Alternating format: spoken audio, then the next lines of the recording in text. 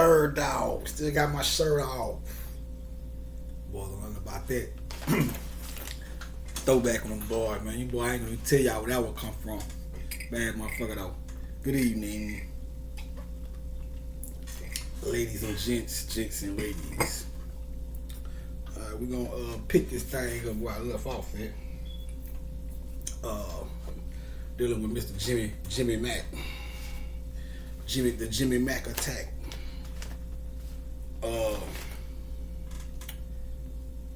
Get my notes ready, alright.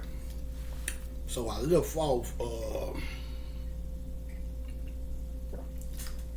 basically explaining how the nigga basically how he ended up coming into the opportunity for the ball. We're gonna bring it back to the beginning of the movie.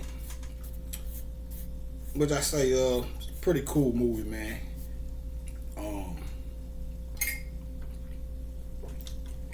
For the most part.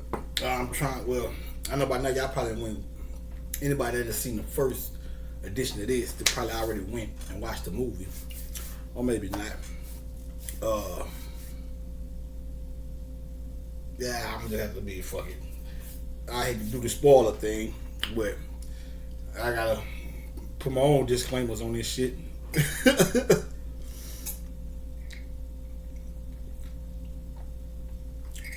Not disclaimers, but I think it's a cool movie.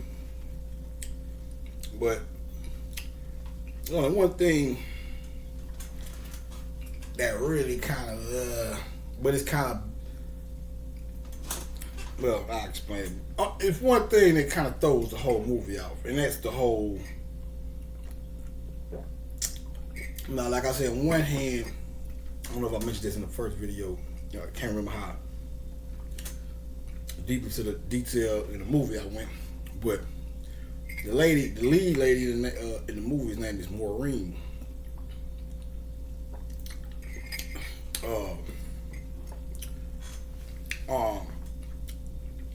I did so many takes of this shit. I should have watched the first one, but I don't want to just get redundant on this motherfucker. But anyway, just look at it as a recap if it is redundant. But anyway, the lead lady, the Irish lady, her name is Maureen. So that's the only reason I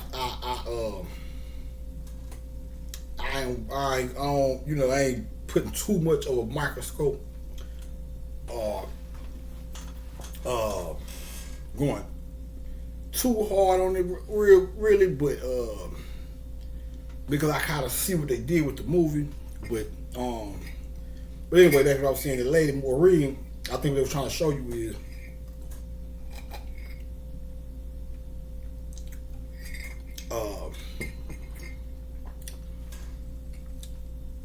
by naming her Maureen, they were trying to show you that she was one of those Irishmans who was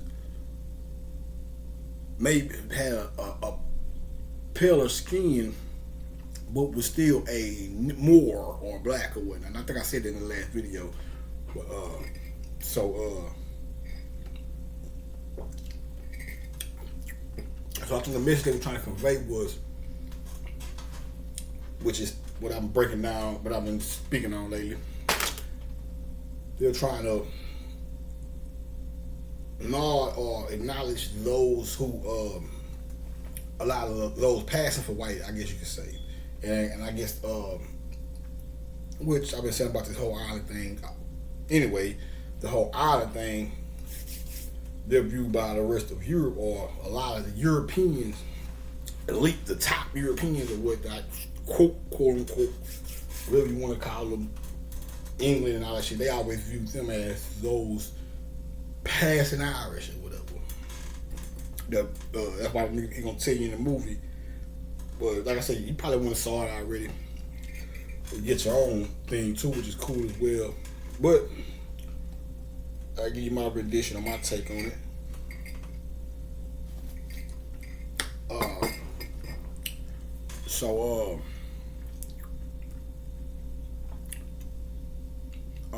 But the part that, like, see, that's the thing that was throwing me off about the Monique Monique's character in the movie. Now, shout out to Monique. Now, I'm not saying she did anything wrong, but I'm saying, uh, because when you look at Monique, big Monique, she's big. She's that big women are well, just on a subconscious level, that could be seen as the great mother or the big mama or whatnot. Um, uh, uh, in Americas, I know things is probably a little better now. Uh, ain't as bad. 'Cause I know kids and shit gonna always joke and make jokes and shit with or whatever. But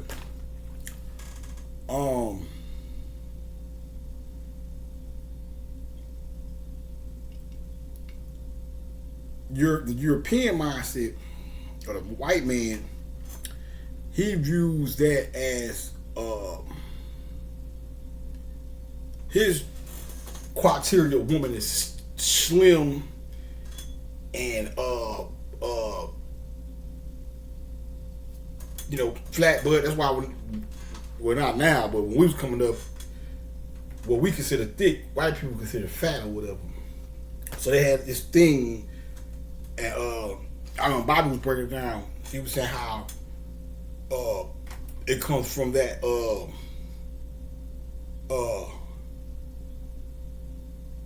it's a border it's a borderline, it's like a homosexual because that's why they want the slimness, because the woman is created is related with the woman not saying all women have to be thick and curvy, because you got slim petite women that are forms of beauty as well. What I'm saying is that thick black, see, from on a spiritual standpoint, like when you go look up in the sky, you see the darkness, the great blackness, the great mother, a big base of black or whatever. That's why it's called the great mother, ultimately. So we're not just trying to whittle this down to just big people. We're saying, put it like this, our ancestors, in order to, if they were telling you a story or trying to imply something to you in regards to the space or universe, they may use a big woman, a big heavy-set, dark-skinned woman, and that could very well be representative of the universe or whatnot, the great mother or whatever. So Hollywood knows this. So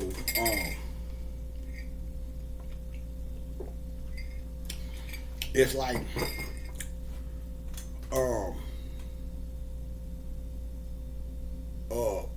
the woman, the women are like breasts. Men's chests are flat compared to women, or most women. And women have breasts to breastfeed, whatever, blah, blah, blah. But it's what's the word I can use for it? I guess it says in their genetics from, their history or whatever. But it's a thing, and I'm saying all. Like I say, we can't. Me, I'm Mr. Don't paint them with the broad brush. So that's implied. I hope by now. But I always try to keep new listeners in mind and shit. So this might be the first one they hear from you. Like, oh shit, but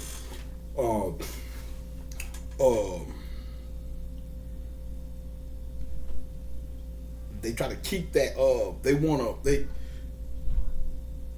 It's a deep story. I had to probably touch on this shit a little bit more in detail in another video, but so many words. That's where that comes from. That it's like they craving a little boy's body or something, but they with the woman, but they trying to make their woman more manly, so they want her slimmer, so she won't have the curves and the curvaceousness and shit and all that. I think on a psychological level, it's some form of intimidation there or something. But guess what, niggers? Niggers. Nah, we stop fucking with y'all. But guess what, man? I'm thinking niggas is on a but I'll come back around to this. I think that shit mentality, not now, not what I want to say before is the homosexual thing, because that was some like, it's a whole other shit I can get into in regards to this, but it'll take up too much time. So I don't want to mix one with the other. What I'm saying is, what I think is happening, like what happening with a lot of dudes who, when you see the phenomenon of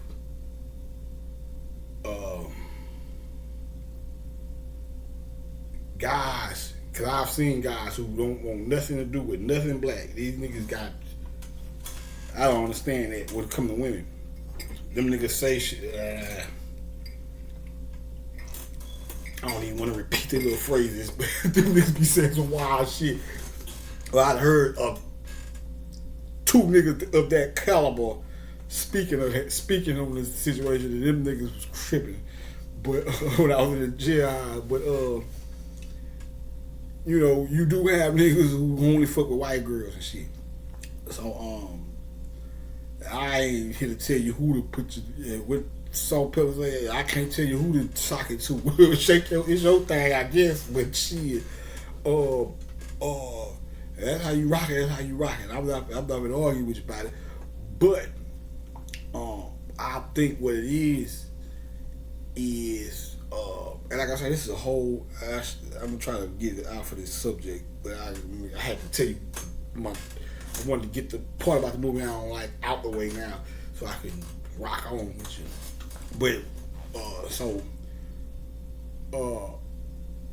but my opinion on that is that how I see it is that be them niggas who scared of black women, really, like because white women are allegedly, no, I don't know, I've never dealt with one like that, so. But I heard they're more, the talk of the town is they are more easy going, we'll just put it in those words, than black women. You know, I don't want to say docile, but that's how they say they're more docile, I guess.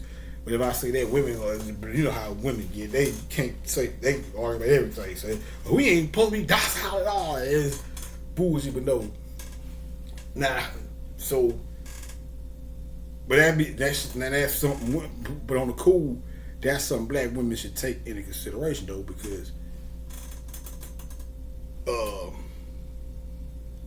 now I'm not saying you have to just have to totally just, especially if motherfucker on some bullshit. But man, this is involved. But like I'm saying. Like I was saying, I think it's intimidate. I think the niggas be scared because the shit don't make. You know, I really want to hold up. I ain't gonna say the name, but yeah, some niggas I just be looking at them. I be like, bro, you ever thought you might need to try black girl? These niggas wild, man. Y'all root leaders and shit. But I ain't gonna say those names, man. But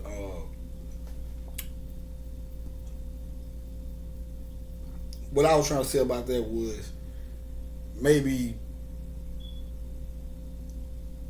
because black women can't be held on wheels. It's not. I'm not the type to run from that though. Or like them. That's because that's how I look at it. I look at niggas abandon that, or they probably get a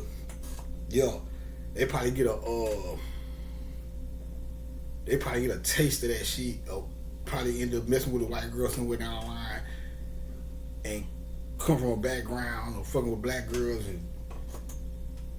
and not even just catching hell, just not having it, realizing it's more of a, which is not necessarily a bad thing. It's not a bad thing for black women to be a little, you know, make you work a little bit more. You know, I understand, not just conforming to your every will, I guess, or, you know, I guess that's what I'm looking for, simple shit. I guess ain't nothing wrong with the black woman being a little bit more challenging than, say, a white woman. I don't know, but, cause like I say, I never dealt with one, so I don't know what the fuck? But just off of general observation, I'm here living this shit. So I ain't gonna act like I don't know nothing. And you know what I'm saying? Just the world and shit. But I can see it. Uh, but but maybe black women should look at themselves as a collective and say, or when you have to look at yourself as an individual black woman, but maybe black women collectively speaking should look at themselves and ask, are they a little bit over the top with some shit? You know what I'm saying? Hell, just motherfucking women running around this motherfucker talking about, the man supposed to pay all the bills and shit. The mere fact you got that is a considerable portion of black women saying that shit is evidence to like, hey, maybe you motherfuckers need to check yourself, or maybe, you know, I'm not justifying a nigga running from black women to white women or whatever, but if it's a that could possibly be reason for that, just speaking collectively, you know what I'm saying?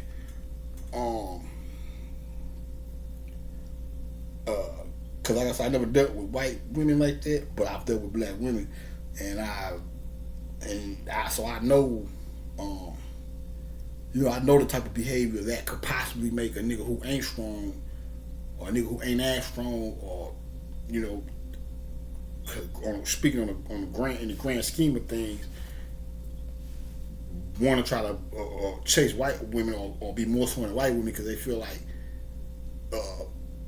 maybe they go over there and feel more so like maybe the white woman gives them makes them feel more manlier because she's not as whatever they feel niggas is the negative part of black women is or whatever, overbearing, or because it be some shit.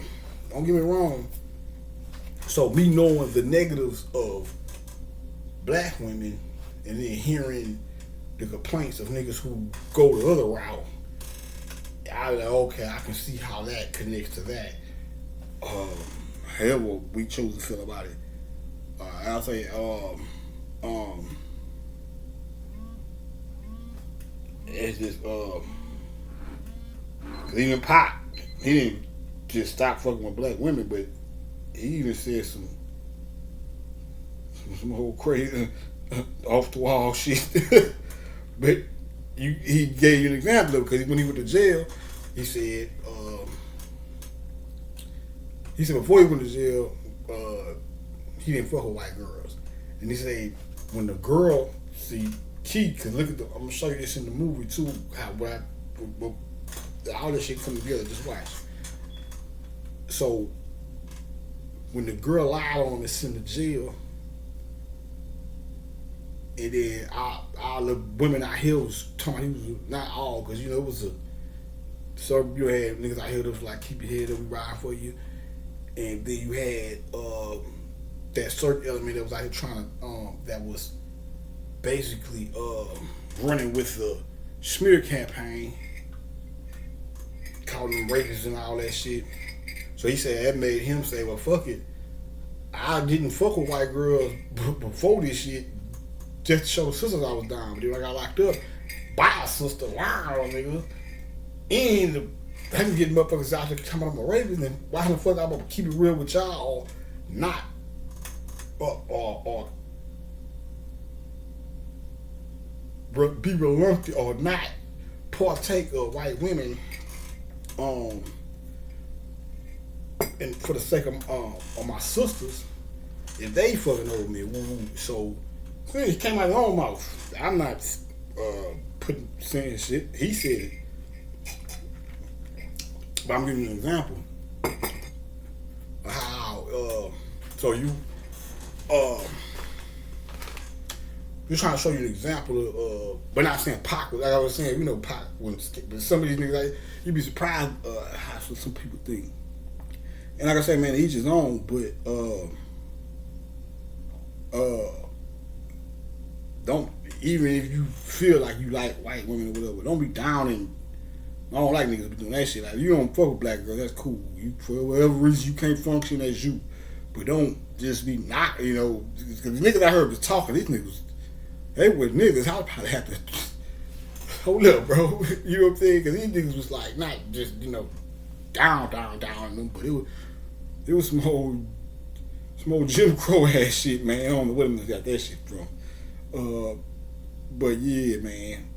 So what I was saying, so I said all that to say I didn't like the part where I don't like it. Cause even when I'm watching the movie, I'm like, it's not that I don't like, it's not that I don't like Monique, but I'm looking at the part. I'm like, this shit's on. Something about this part of the movie don't.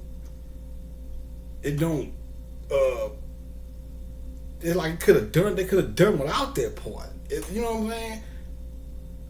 And then you got him in the time. I like my woman poteet. You know what I'm saying?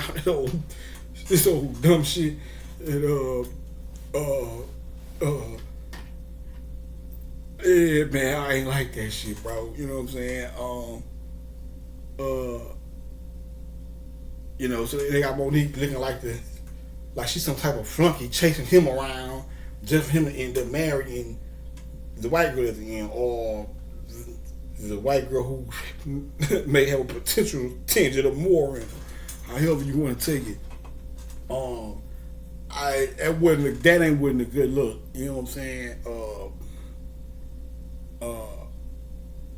Outside of that, like I say, the movie overall, I understand what the movie is saying or whatever, and it is a good movie to check out and look at it as sort of a case study or whatnot. But yeah, I didn't like it. I didn't like seeing Monique. She's the big girl, so it's like big and black. All that shit go together. You know what I'm saying? It was like he left her on the. Unless I missed that part. I guess he left her on the altar or some shit, and I don't know, man. I didn't even like the whole dynamic of that. They could have did something different than that. Shout out to Monique though, man. Shout out to Eddie. So I'm just looking at. I want people thinking I'm tripping on them, but I'm just saying the movie. That shit was like, I don't know, bro. I didn't know. I didn't like. It was just that's the element of the movie. I'm like, damn. And even if he married the white girl, it's like they could have just had him. That was the movie Ireland, all that shit. They could have kept the Monique part out. I mean, she probably got bread off of it. That's cool and shit or whatever. But I guess, they didn't even have to put that part in there. If you look at the movie, you'll see that. Like who's,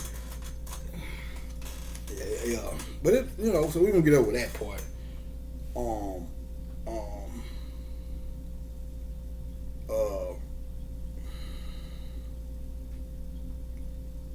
Man, I'll be here all day with that shit. So I might have to speak on that one day, a little bit more in detail.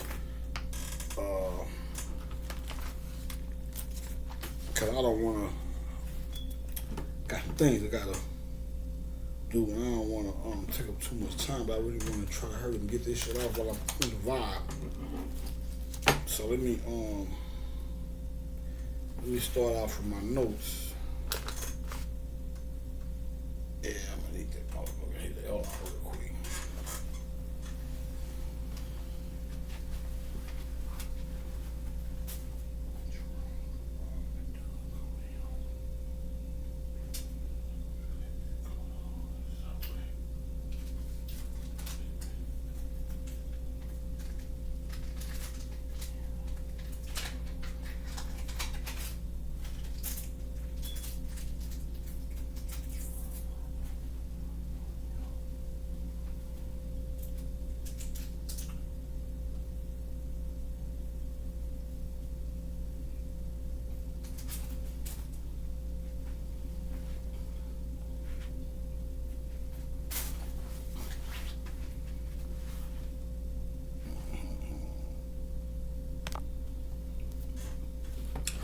Yeah, I think I hit a bad motherfucker right here. Sweet corn, Mexican street corn. I just ate one of them real good puff out of seasoning, concentrated. I just bumped in one of them motherfuckers. That type of shit get your headache too, though. I had to take something down real quick before that shit even started. Before it even get hectic, I feel it. Alright, so but yeah, I that was the part I didn't like, man. It wasn't good imagery. If you ask me, another part of that is I think that's why I say they speak a certain way through these movies too. And you see, when I was coming up, checking that time. When I was coming up,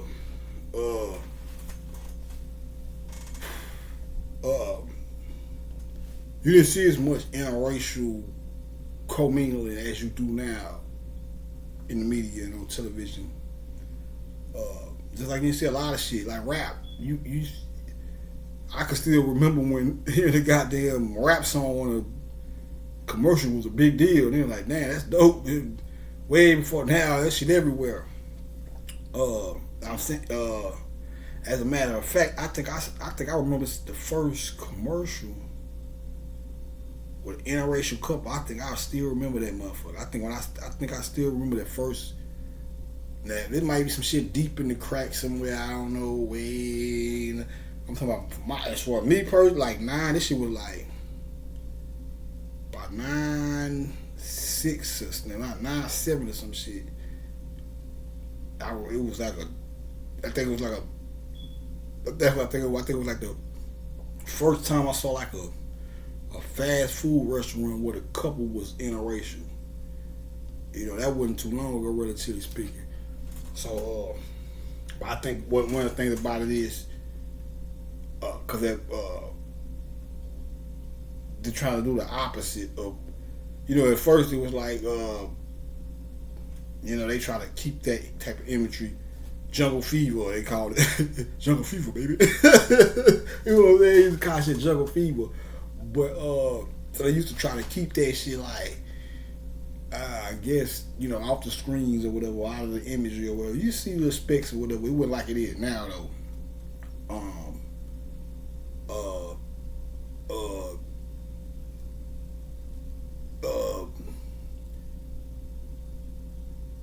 So to go from that to now, you have a whole movie where, man, of course you probably see more of it. More, like I say, Hollywood, you get your dip in the dab, but people that come that's my age, you're 41, and give or take, you know, 5 or 10 or something like that years,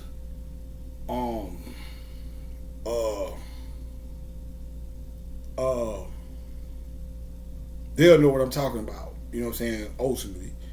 And you know, this is the information that they'll get all technical. Well, 1985, in the movie Aces ate 'em. It's a black and white couple in there, and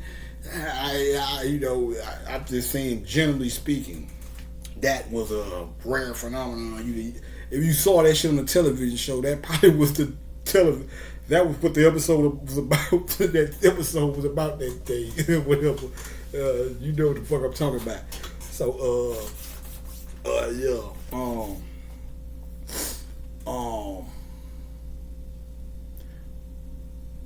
So I think it's more of an opposite of what it once was. It's like now what it is more so, instead of trying to keep you from, and plus they used to bust niggas' heads with that shit. I think that's part of the reason why. Like I say, why? Don't get me twisted wrong. I bound to my sisters, man. You know what I'm saying? And whatever files in that, if light skinned Betty is a half breed, and she looking like Susie Q around this bitch, hey, she's still a nigga. So, but I think, but don't get me wrong. I'm not like, I'm different. I don't want to take up too much time with this shit, but I want to speak on it. I'm a different type of cat. It's like the OGs before me, it's more so like, you'll think these niggas, you'll think these niggas don't even see the beauty of white girls. Like, despite where they hit their origins and all that shit. I'm a realist, so if I see a fine white bitch, I'm gonna be like, "Hell, that bad." I ain't gonna lie. You know what I'm saying? So I ain't, I'm not coming out just, but it just never comes. Those cars never come to me. When you look at my career dealing with women, I don't want to sound like a misogynist when I say career. That's the best way I can put it. But if you look at my run, I don't know about now because social media is something different. But as far as just real life, just stepping, like those, I remember that one time. Yeah, that shit was crazy too. That goddamn Pac. That must have been Pac or some shit. That must have been that day or some shit. Cause I remember one day, a long time, it was like before I got locked up and shit, me and my partner was out that's why I said all this shit come back together. This fire, nothing about no channeling, none of that shit. We was out of town. Where the fuck we was at? It was a little small town I hit up. My partner was get busy at one point. And we was fucking around out there. But they was out there getting. I used to go out there with them every night, but I wasn't grinding and shit. I used to go out there when they was on recreational time and shit. But man, I can't remember the name of my partner from this little small town. They got people out there. But we pull up at the Jack in the Box. And we hop out the Jack in the Box. A white girl coming out the. It's a white girl coming out the motherfucking out the Jack in the Box or whatever. But we hop out and shit. I'm just like this, white beat and shit. Excuse me, tank top. I don't beat women, but white girls come up out that bitch, looking, they see me like Tupac. And run, they got the hugging on the nigga shit. I don't even know these people from show the thing, yeah. But so it's like we hug and shit. They own it, but I ain't get no number no shit like that. We just talk there and shit. I got white home, like, but don't get me wrong. It just never happened like that. But don't think he ain't grow up. We ain't seen some bad man pajamas. Niggas be like, man, that bitch is a bad white. It just never happened. I guess for whatever reasons. Especially in high school, you got your fine white girls you cool with, and shit. But it just never happened. That must be about that damn Pac or some shit. What the fuck going on? So we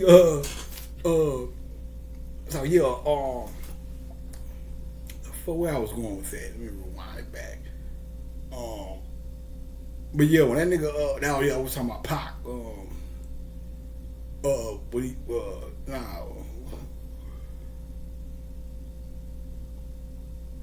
Oh yeah, I was talking about OGs, like yeah. So I know my type of conversation with older conscious men and shit, or them niggas being around me, I'm different. I'm not be like, God damn, that bitch bad. They be like, who that? Look, oh man, Sam over here looking at the white girl. He's like, God damn right, I ain't touch her. Shit, that bitch still fine though. That's me. I'm dying. I ain't the uptight about it or whatever. But my wife would have to be melanated. That's how I always thought. You know what I'm saying? Like, coming up, yeah, I always my time was like, even if I was to, which never happened, but even if I was to meet a white girl or something, or I've had a lot or whatever, like you see her, she was like, but that nigga was there. But outside of that, I've never done that.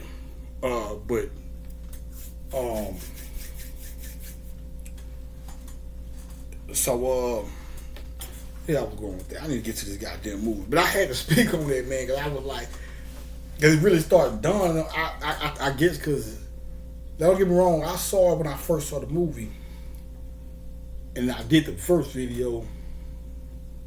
For some reason, it wasn't something really clicking in me to speak on it. So instead of coming back and doing the next video like typical man would, I was dragging ass, I guess you can call it, but I guess it's not dragging ass because I guess they give time for shit to develop. And it was almost like it damn near went by me. Cause I had done this. Matter of fact, I done this another take of this shit, and I scrapped it. And I didn't get to talk about this part. And then I thought about it. I say, well, I was thinking about it. I say, oh yeah, let me. I guess that's what it was. The cliffhanger that left niggas. I left niggas in. I was thinking about how niggas would look at the movie through their young lenses.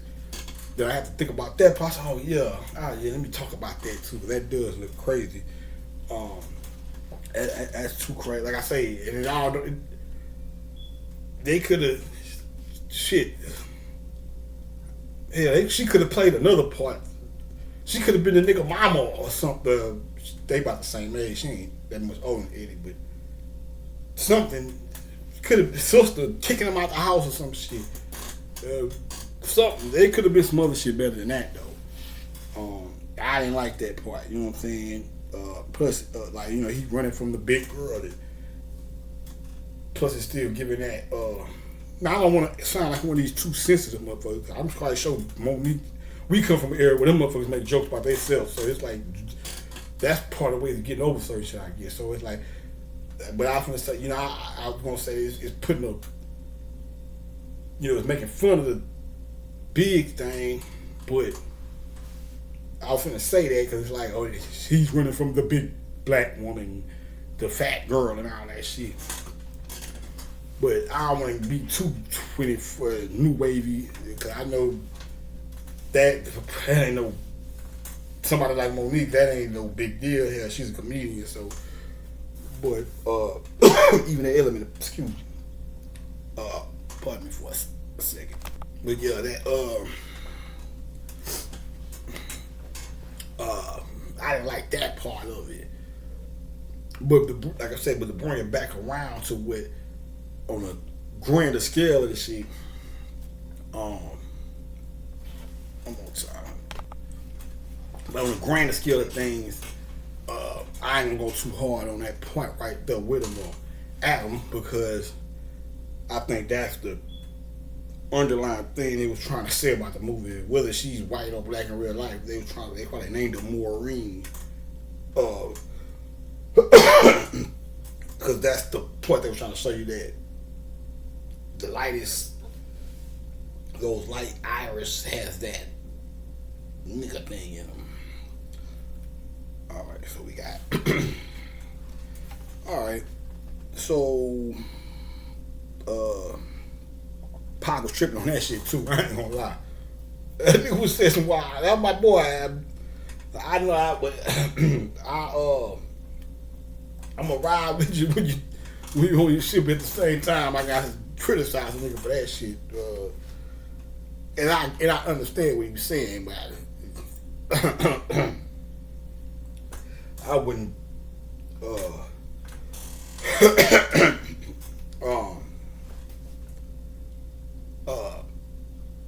yeah, I wouldn't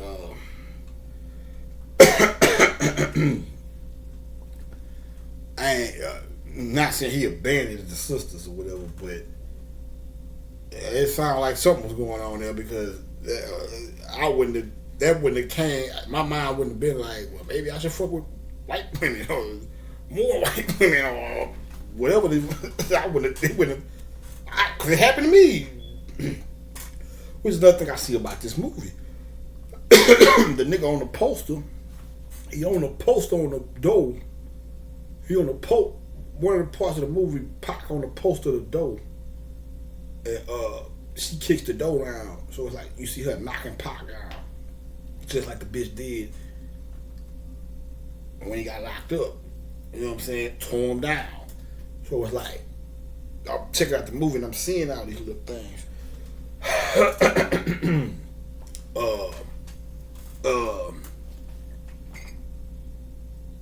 That's another thing I noticed too, though.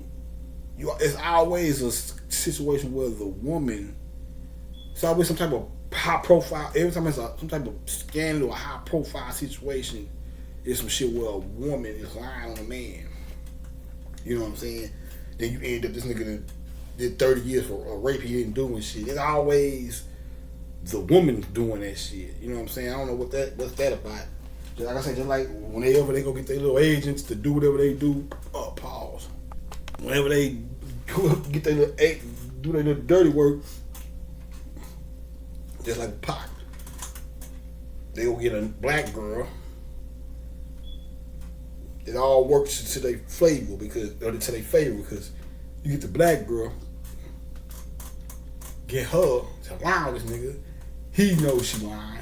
This fucks his psyche up on black women, which he said what he said. So confirming what I'm saying right now.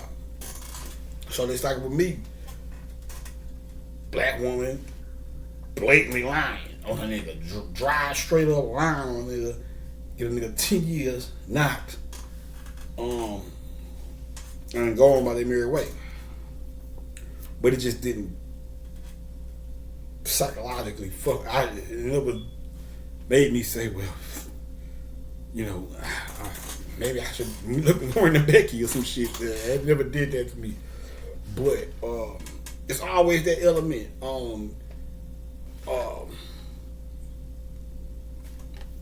That's what I was trying to say a few earlier. Then you got the part of the web. Now, like I said, I'll probably talk about this another time. I'll be fucked. I put some kind of press for time right now. So anyway, but yeah, but you see her come through the door and knock the door down or whatever. So it's like the black woman tearing down a black man.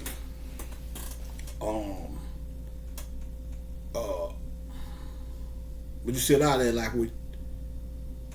when they send a nigga down, like when you look at entertainment, when they send a nigga down, well, we can't say that, but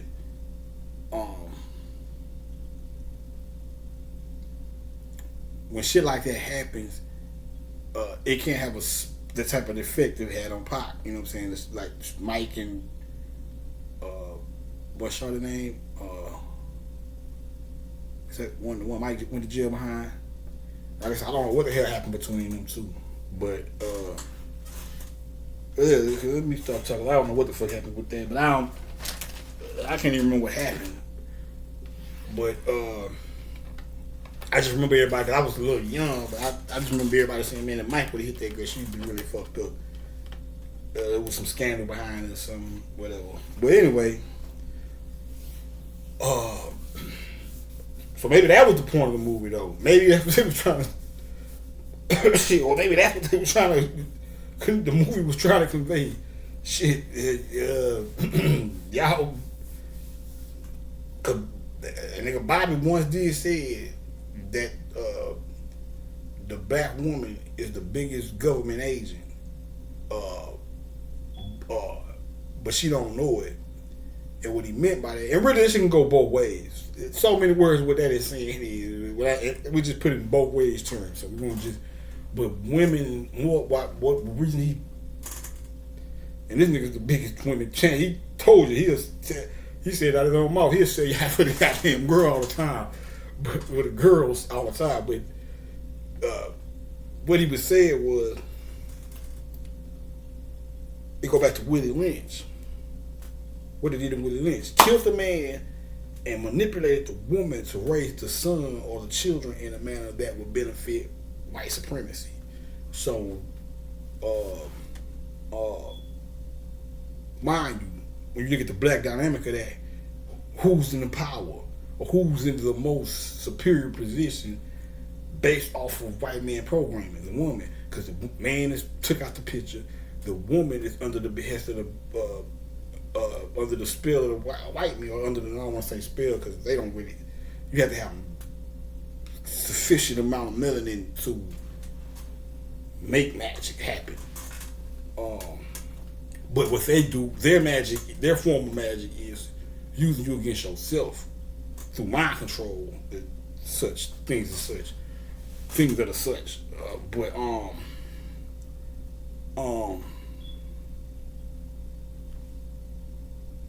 So you got the white man doing what he do, the black woman is being manipulated by him. He's over her, she's over sons and the daughters coming up. So subconsciously, these things still play a role in how we grow, how we act right now. Even though they happened back then through genetics, these things still play a part. So when it's all said and done, ultimately, if we gotta raise ourselves up, then that's why I be saying we talking this, which is a part on a grand fit on the big grand scheme in the grand scheme of things. Yeah, the feminine energy was suppressed through the misogynistic society we live in, no doubt. But when you bring it back, that's on a spiritual, on more of a metaphysical level. When you bring that back into the physical, it's kind of a reverse, because the black woman was always the one who was treated the best within the white people. Always treated them the best when it came to the black situation, whatever. Which means that if you're a little higher than us, so we all trying to get up, then that means that you have to, based on that programming that they did, you have to. That's what I'm saying. Y'all always talking about the black man protect the black. Well, we've been put in a position where, motherfucker, you're the one that has to first and foremost make some shit shake, because the way they done programmed us was based off of you being the leader to all this shit. You need to, that which is another thing, wouldn't be talking this feminist, the women need to rule, and some stupid nigga, I'm gonna say this fuck. I remember Paul Huddle, because I didn't hear him say it. I'm gonna be real technical about it, because I didn't hear him say it out his own. I didn't hear my ears didn't hear his. I heard him. It'd be considered he say, she said. I guess I heard another nigga say he said it, but I think this nigga, I ain't gonna even say his name since if I heard it out of my own mouth, I would have said your name. There was some nigga quoted as saying that straight men need to get out the way and let queer and LGBTQ rule or some stupid shit. Hey, that's a pussy nigga for you right there. If you said that, you was a pussy nigga, bro. Yeah, bro. That's niggas. Them the type of niggas you gotta get out the way. Them niggas have no place around here. Period.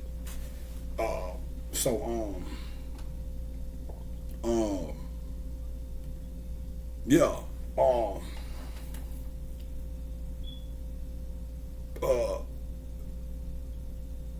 But yeah, even when people be like, see, you hear people say, well, we came from a matriarchal society before the white man. True indeed. But we're not going to let that fact that people saying we came from a matriarchal society, we're not going to let that translate into, oh, the woman ran everything. Because women will do that. Shit, niggas will do it, but women, that's what it be sounding like when they be trying to say that. Like, that ain't the, if anything has to be ruled, it ain't gonna be ruled properly as it has a masculine and a feminine aspect to it. It ain't no, now one may be more qualified in one position than the other, but it ain't no fucking, well, the woman's up here, we're both here, but the man's whatever you better than us at, it's some shit that'll balance out where we better than you at, and we need to have that shit meet up in the middle somewhere. There ain't no fucking, because you listen to these motherfuckers, you get to just really think, they get the, yeah. But anyway, let me get on to this movie, man. I'll be, fuck around and be here,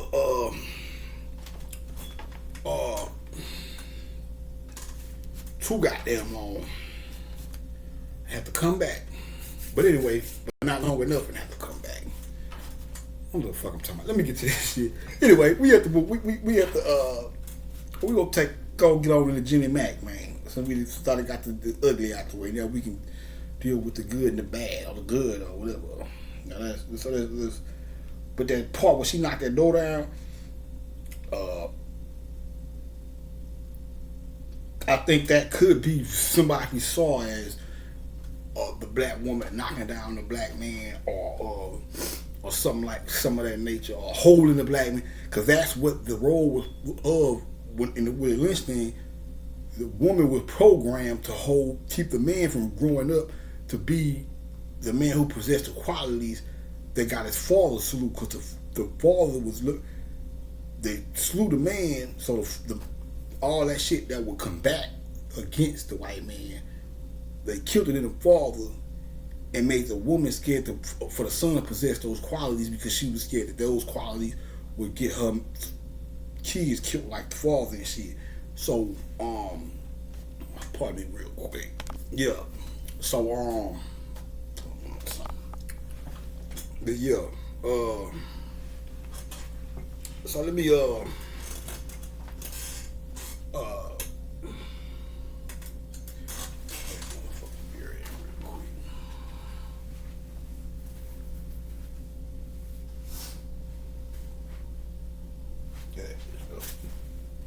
right. I'm on siren shit going here. So coffee bill, coffee stout.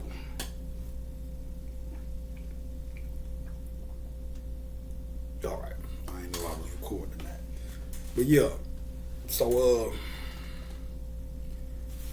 yeah, man. But I'll get into that a little later, man.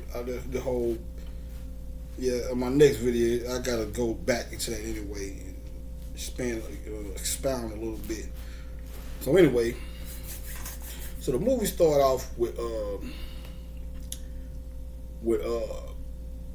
Maureen talking, and she's speaking. She's doing a monologue, and she's speaking on how she's speaking on how she's still on her, speaking on how her daddy telling her bedtime stories or whatever, and she said once upon a time the land was taken from the people and split between men, kings, and laws. Blah blah blah. But the people were protected by the by the magic ones. They said that the magic ones no longer walked among us, but her father said one only needs to know where to look. Only needs to know where to look. Only needs to know where to look.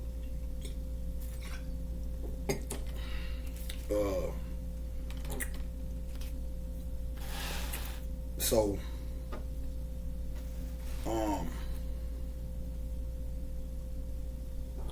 now that part,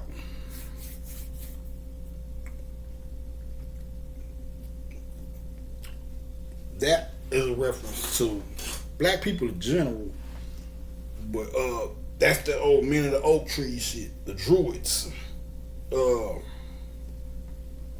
Let's speak of the magic ones. That would be the magic ones of that land in particular, the high priest or whatever, of the,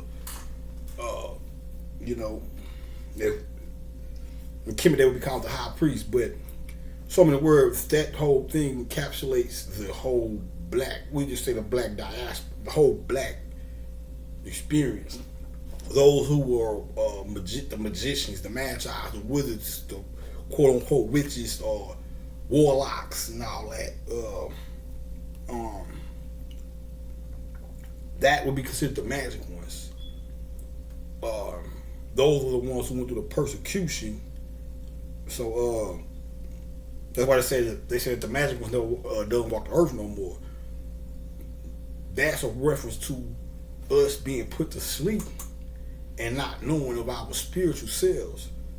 So that's why the Father said one only needs to know where to look. You know what I'm saying? Because it's still here. Just like you have to know in order to find the Christ in you, or your Christhood, or your Godhood, you need to know where to look, which is ultimately inside. But the outside stuff that you learn, if you learn the right information, it'll refer you back to the inner self. That's why this shit is called Know Thyself. So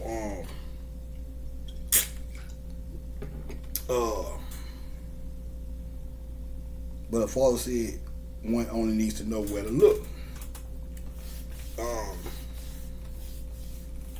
So in today's life, the magic wants to be us, niggas in America in particular, but spiritual people all over the diaspora or whatever. No matter what tone you is, you got the magic eye, then you're that don't automatically put you. You still have to work and grind and get to the point of that level of understanding. And once you get to a godhood, a true godhood, you'll really start to see things happen. If it happens for you the way it happens for me, everybody's path different. So I know the way shit start happening for me, it's like, yeah, I'm there. Yeah, it's a little different than when life's a little different than the way it was when I was growing up and shit. We're not in Kansas anymore, or whatever the fuck that he was saying. The one that Wizard of Oz joint. And there's some other shit here. I'm gonna show you how we're not in Kansas no more. You got the cool cat in the hat. You look at the last video, what it's called? Sam's Green Eggs and Jam. Green egg. When I say green eggs, I'm not talking about you crack open the egg cooking them hoes green. We don't fuck with green eggs. Just like the nigga said in Dr. Zeus shit, I don't like green eggs and ham. That. I just said the green eggs because of course when Easter roll around, you don't dye your eggs green and all kind of other colors, but green will be one of them and shit. So now I didn't do this on purpose. I was just looking at this shit. Sam, I am in the. We don't fuck with ham. The ham ice. I guess you could say ham black. Before unless you're talking about blackness, but ham the food. I don't even know how they became that, but or the black boy probably. But I'm looking at this shit. I didn't do this on purpose, but that's how you know. I guess you could say my reputation precedes itself and shit, because I ended up doing a goddamn video about Easter in Ireland, which is associated with the green. So you got green and you got eggs, and then you got this nigga named Jam. Ain't no coincidence. All that shit, somebody knew something. Somebody knew the kid was coming or something. Well, everybody knew that, but yeah, that was that Dr. Zeus shit. I might need to go read some of that shit. What the fuck going on over there? Shit, yeah. So, yeah, it's goddamn Dr. Zeus. That nigga Bobby did say something about, well, let me not go. Shoot. Pardon me. I try not to pause. I try to pause before I do that. Y'all niggas be out. Y'all done heard them up blow their nose for folks. So let's make sure I know. Alright, yeah. So, yeah. But anyway, alright, so she said, so yeah, anyway, but the reason they say that people protected by the magic ones, then they said the magic ones no longer walked amongst us because they were ran out of town or ran underground through your world religions, Judaism, Christianity, Islam, with the blade. So when those religions start going around the world conquering everything, if you didn't get down with them, which disassociated you from the original, the spiritual systems of the indigenous people of the world, you got killed or whatever. You got put to the blade. So, so many words. They tell you about the Salem witch hunt and all that shit, but actually the whole attack on our spiritual way of being prior to the white man coming was a big witch hunt or whatever, because they knew that was where our power lied at. So all this shit is a big wizard warlock hunt, witch hunt or whatever. So that's why the magic ones, they said the magic ones no longer walked amongst us because they had to go in hide and shit. That's what this whole rise is coming, because actually the spiritual way of life, what people don't understand, we had people tiptoe, it's opening up now a little bit, but you talk this shit, people look at you crazy, but the whole while the shit, this spiritual shit that we be speaking on used to be the norm. It wasn't like some old off the wall shit. This used to be the norm. Now it's like you say this shit, the motherfucker look at you like a heathen or something. Or you start speaking on the spiritual practices of your ancestors, and people look at you like a heathen or whatever. But that used to be the original way the world ran. So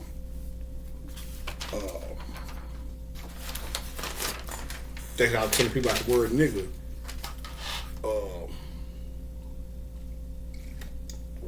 The word nigga,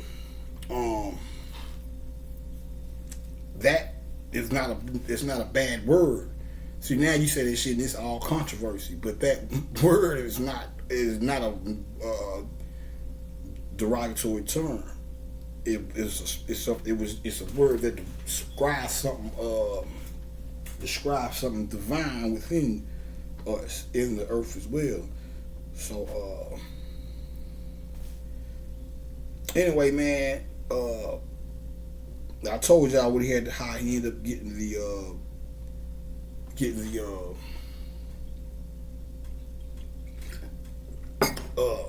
ownership of the Irish pub by he wrote a poem where he had they did a contest where you had to write a poem. If you want a poem, you won the bar or whatever. Eddie Griffin stole up some bars from a nigga or something, put the shit together, won the poem or whatever. But prior to that, like I said, she tells you about her dad in the bedtime tales. Then after she's finished talking about the magic ones, it shoots over to Eddie Griffin, who represents the magic ones, or the nigga. What they're trying to tell you is the magic ones, or in America, niggas in America, represented by Eddie Griffin in this particular instance.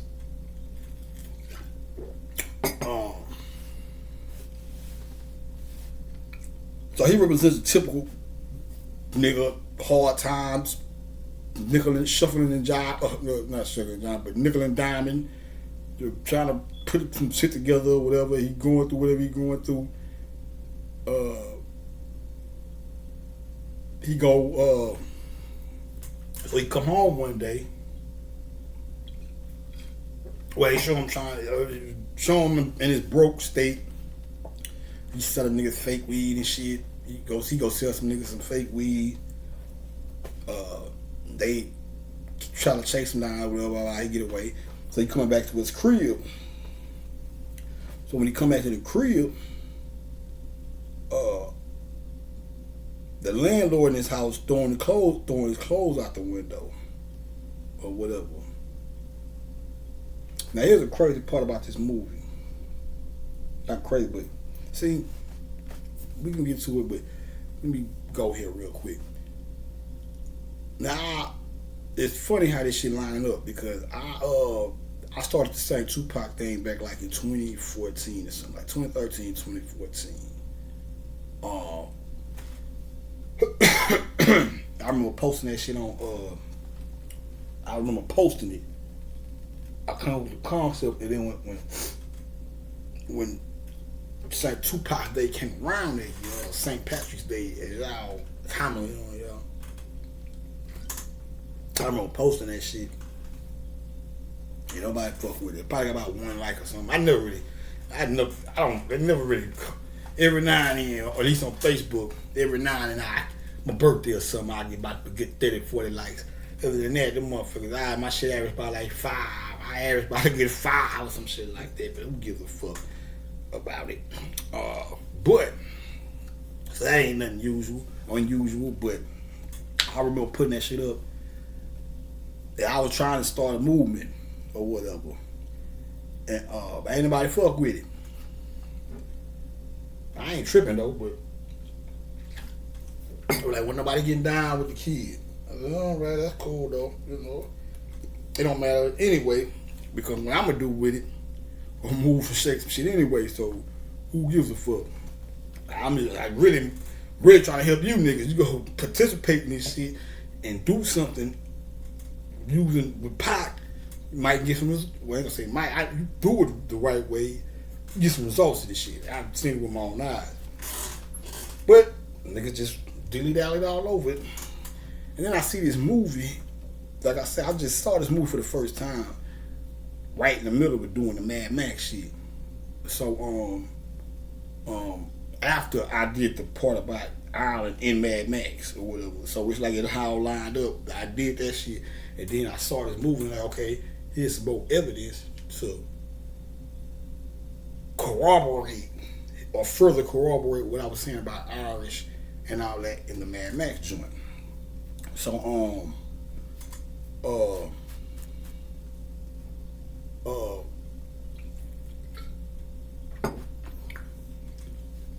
now that was like 2014 or some shit, 2015 or something like that. Fast forward now, this movie about a nigga going to Ireland with a poster of Tupac on his wall, which came out 2006. I was locked up when this shit came out, so I didn't even know nothing about this movie until I saw it. Until I ran across it back in the fall and shit. So and like I said, I probably seen a commercial for it when I was in jail or something like that. Don't remember, but I don't even remember it coming out or whatever. But look how all this shit lined up. I do the same Tupac shit, then I see this movie years later down the line about Ireland with Tupac on the wall and shit, and explaining basically everything, or basically the motif of the movie coinciding with the whole Saint Tupac motif that I'm putting down. See how that magic work? But everybody went fuck with the boy, but it's all good. So anyway, he come on, they throwing his clothes out the window. The landlord throwing his clothes out the window and shit because he ain't pay his rent. As soon as I see a nigga throwing the clothes out the window, the first thing came to my mind was, she threw my clothes out the window, so when the wind blows, I see my polos and Timbos by Biggie. That's Me and My Bitch by Biggie. And that's what I'm saying. It could have been some other shit, I don't know. Anyway, so they throwing the shit.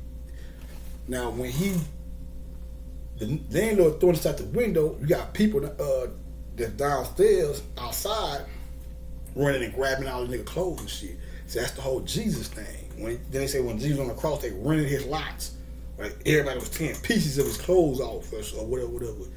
When you see them niggas taking his clothes, that's what they're trying to show you.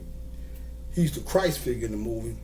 Them taking his clothes is them renting his lots. So he come around and he's like, hey, give me this, and everybody scattering with his shit or whatever and burning off. So when it's all said and done, mind you, this is how this shit happened. When I see the clothes shit coming out the windows, I think about the Biggie. So he bring the motherfuckers out, trying to get him off his clothes and shit, and then he sat down on the bench. And he's like, yeah, I'm gonna be somebody someday, you just watch. And a little bit after he said that, the wind blew a piece of newspaper in his face. Wow, hit him in the face. He grabbed a newspaper. That's when he see the advertisement to win the pub in Ireland or whatever. Now this shit here was crazy because this nigga said, and it's funny because I remember Bobby was talking about how niggas be mispronouncing shit, but then when the mispronunciated version of the word runs and creates a world of his own or whatever. But he was talking about back to Ireland, he was talking about Irish potatoes. He was like, he said, I forgot what they was, why they was even talking about that shit. But he was just like basically like this is niggas for you. He was like, the shit is called Irish potatoes. He said some nigga couldn't pronounce Irish potatoes and was saying Irish potatoes. And he said now motherfuckers went around. He said I think it's in Carolina somewhere. He said motherfuckers out there called Irish potatoes. Irish potatoes really is Irish potatoes. That's why I'm telling this movie, man. So the nigga say, he said it's really Irish, but the niggas said so many niggas didn't call a hold to the Irish potatoes. Now everybody just say Irish potatoes when this shit is really Irish potatoes. So, so you know when this nigga open that magazine up and it say Ireland, that nigga say, I can use a vacation to the islands or something. He looking at Ireland and thinking that shit is saying Ireland, but the F in Ireland is silent, so it's like Island, that shit crazy. But so I say, damn. I said, man, they must have got that shit from Bobby or some shit, cause that nigga said that same shit before. I don't know if he said if the election was before this shit came out or after.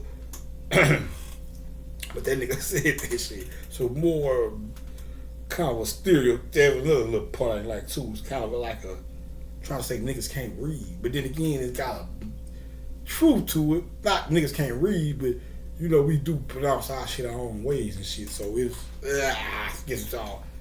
Try not to be a goddamn David Downer about it, but you know, whatever. Yeah, however you want to look at it. But so the nigga win the contest and shit.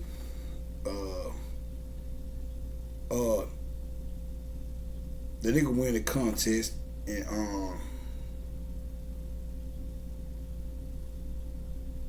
you know, he's sitting on the bench. They throwing the clothes, but see that's big. See, that's a big channel. That's why I say the nigga Bobby Franklin said that shit. He said if the spirit realm will influence Hollywood writers, knowingly or not knowingly, to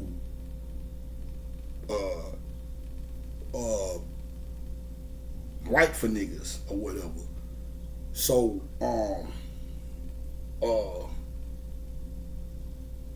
I can show you some shit with Aaliyah, boy.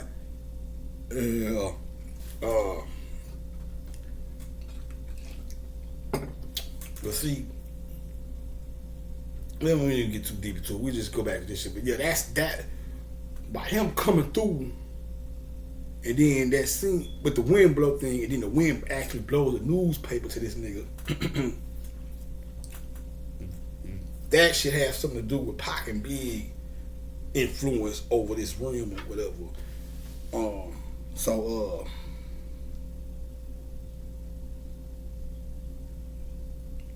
And while we here, shout out to Iris and Oris, the Iris and Oris twins, man. 702. My babies. Them goddamn twins, man. Them, you know what I'm saying? Them goddamn Grinstead twins, man. Yeah. Choosing to play with a green. Yeah. Shout out to them, man.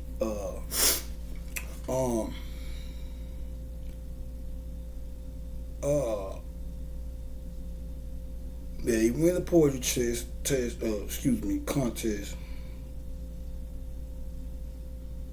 And then after that, they go back to Ireland.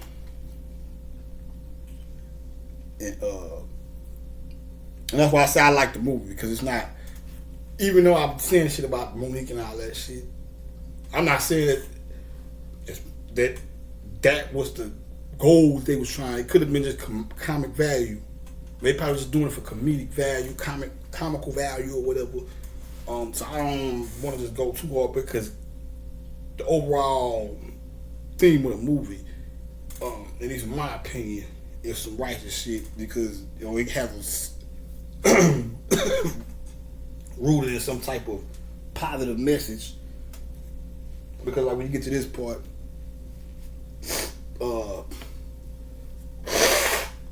excuse me. When you get to this part,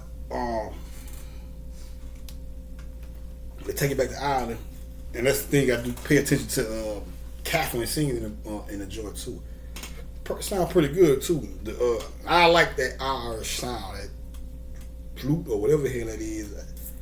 I don't know what type of flute that is. That sound like damn near like the Renaissance Festival or some shit in sound. Whatever it is, that little float, that little fluty type thing. I like that sound. But she's singing, but she's like, if it's freedom you want, you gotta fight.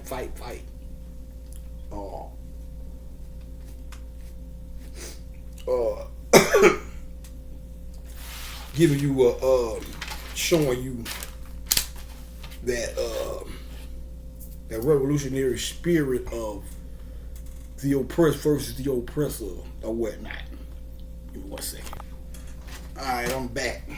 Reporting live from Planet Bornamac. Live from Planet Bornamac. When you dusty niggas. Alright, let's get it.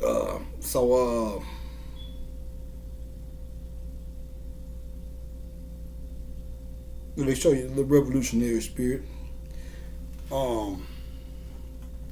Jimmy show up. So his boat pulls up on the shores of the island, and the people out there waiting to greet him. And to their surprise, he gets off the boat, got his head down, he got like one of them fisherman yellow slickers on with that hoodie over. And to their surprise, when he pulls off the hoodie, it's a full-blooded nigga. And they was like, whoa. Everybody was looking at him crazy except for the little girl. Even Catherine had a little, she looked more just surprised. But everybody else was like, hey, what the hell is going on here? So,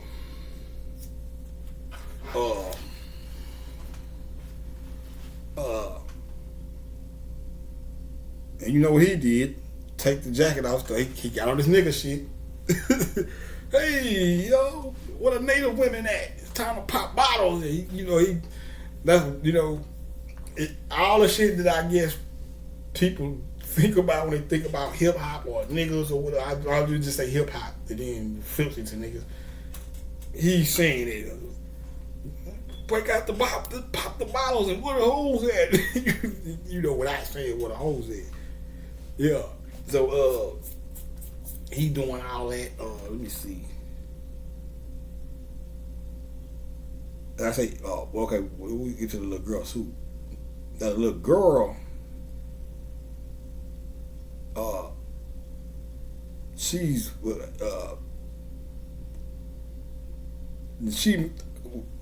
you gotta check her at the end. Now Catherine kind of got that look too. Maureen daughter is Catherine, and Maureen's the mother. Now Catherine and Maureen, well, I guess gotta get to the Osirian aspect of it.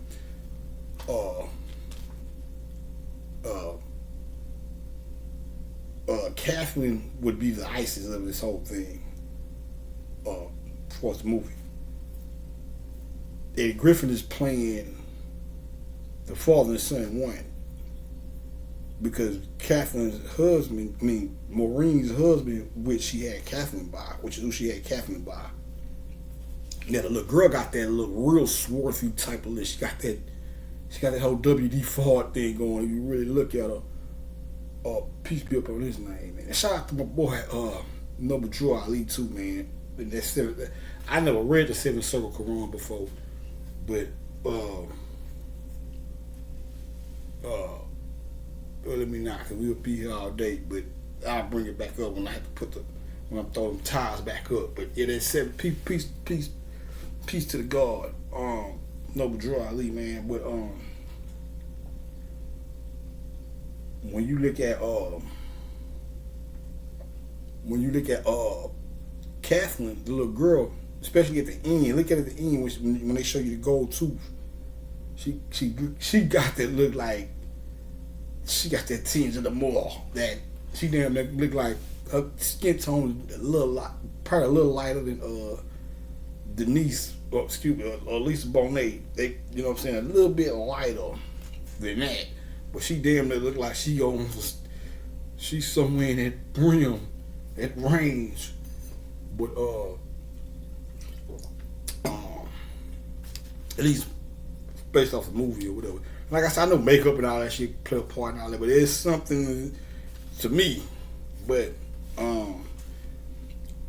the only one that wasn't really looking at him crazy was a little girl. You know what I'm saying? Because that was the childhood in it. She ain't, that ego ain't kicked fully in yet like it is with the elders and shit. So she's still radiated from that heart chakra. She got that childlike. She represents that childlike innocence or whatever. It's like you say, you put two kids together, it don't matter what color they are, they gonna play, do whatever they do, regardless of color or whatever. So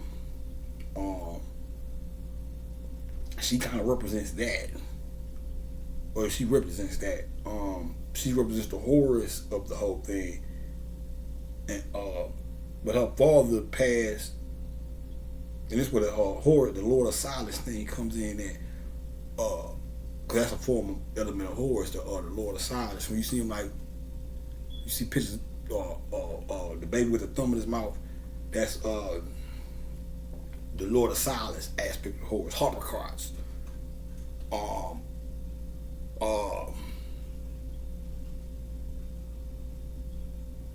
but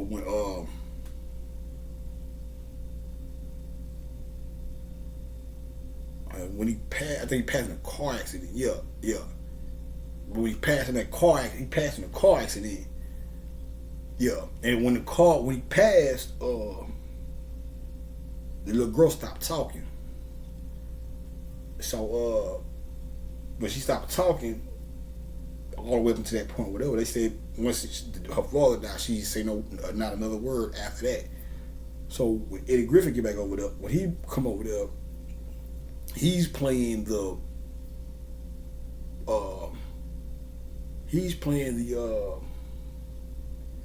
and maybe that's the thing. Maybe that's what they were trying to. Maybe Monique represented some type of Neptune energy or whatever, or I guess Lilith type energy or whatever, or their dark side. Because you do have the dark Isis in her. Like Monique would be the big mama, Mama Waters or whatnot. The dark Isis, and the Maureen would be the light Isis, the white Isis. And you hear when you get into the studying, you'll hear about the the light aspect of Isis and the white aspect, the dark aspect of Isis and the light aspect of Isis, all the yin and the yang in so many words. So that's why I say that could very well be the whole dynamic they was going with. So I probably want to just go too hard. But when they say the white, basically that's just a reference to the moon, though. When you hear it in the metaphysical context, when you dealing with it within like mythology or whatnot, or alchemy, it's basically saying how taking the darkness and then in the formation of the physical existence, creating a feminine aspect of the moon out of light, creating this white ice or this white ice out of moon, or this moon out of the darkness, which the moon is white light or whatever. So they talking about an alchemical process as opposed not necessarily the white woman, but when they do casting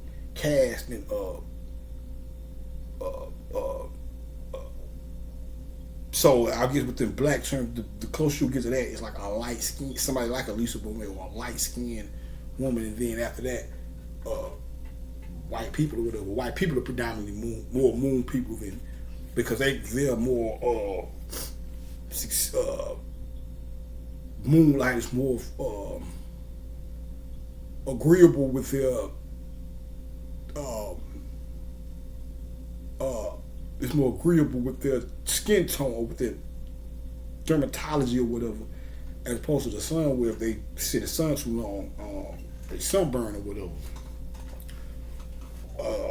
But so maybe that's the whole dynamic they was going with.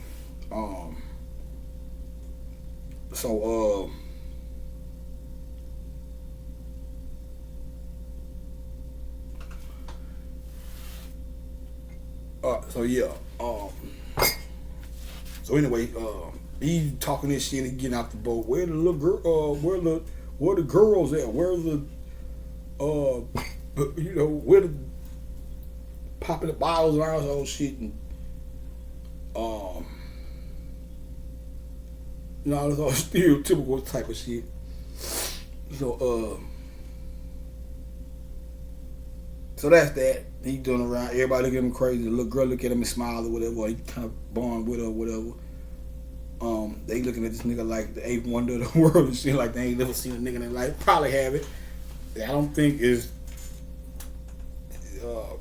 like I said, even though they might have that might be a place where a lot of them still have that nigga element over there, but it probably where you for the real richly melanated person an island or whatever. Like I said, you can tell that the English really hate the Irish because they not as. I might have said this in the last video. I'm not sure, but they're not as. They're distant. That's a disenfranchised. To me, that's one of the most disenfranchised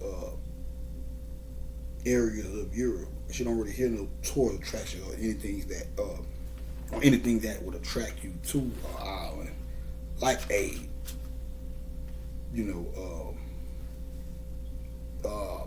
Eiffel Towers or some shit like that.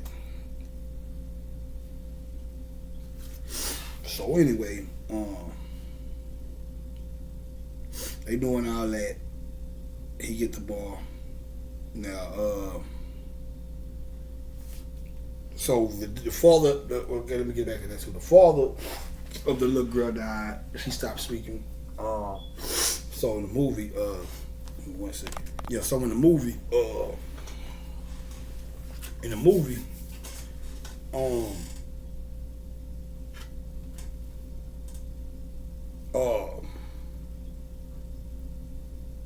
she don't talk at all. You would think she couldn't talk, but really she just stopped talking due to the traumatizing event she went through. But her father dying would represent the Osiris thing, and he would be more. Eddie would be like the Horus, or the he'd be the father and son in one, but he's like stepping in as the replacement of her father who died or whatever or whatnot. So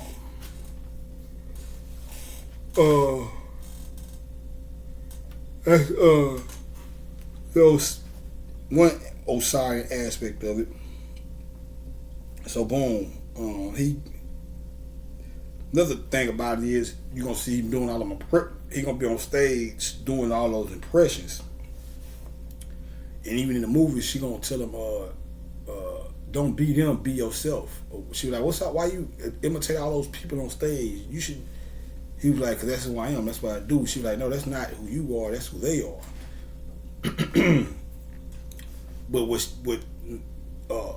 I guess on a Saturday after school special in a way or some shit, you can say, "Oh yeah, everybody just be yourself," and you can look at it like that on one hand, but on a grander level of things,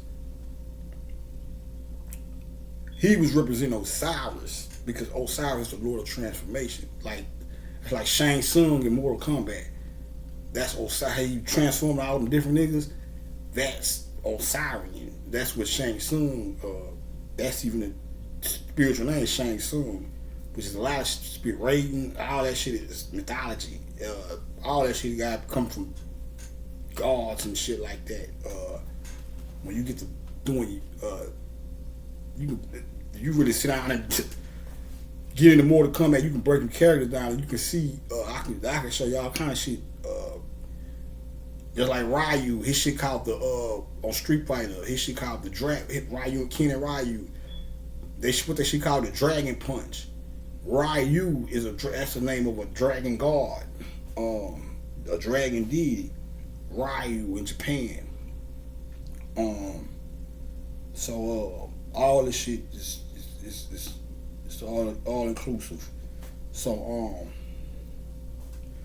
but that's the real deal with them trying to convey to you. So you got the one hand, she's like, "Why you should just be yourself." Just be yourself or whatever. But what he was doing was Osirian shit. All the different impressions was representing transformation, whatever. So blah blah blah. You got the protagonist of the movie, Lord Hellstock, and the Goonie Squad, or whatever the fuck you want to call them. They pay the Hellstock nigga pay some niggas some white dudes to jump. Some because the natives was taken to him. But then, of course, you're going to always have your little bad apples in the bunch who don't like the nigga or whatever. So they paid this nigga, for the Hellstock, nigga paid these dudes to jump them or whatever. That's the whole, just like the Osirian. So it's like the father died That's some Osirian shit. But even this would be the Osirian aspect. Eddie was playing. They throw the net over him. And it'd be like putting Osiris in a box. They capture him. Instead of cutting him up and shit in the movie, they just beat him up or whatever. So that's like the whole crucifying part of it, the aspect of it, whatever. They beat him up.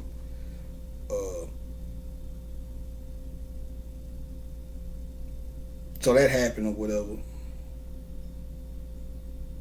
And I think a little bit before that happened, I ain't got it in no particular order, but before that happened, if I'm not mistaken, this scene right here where Maureen she's washing dishes or something like that, and oh man, is sitting at the table. That's another thing I want to bring up too.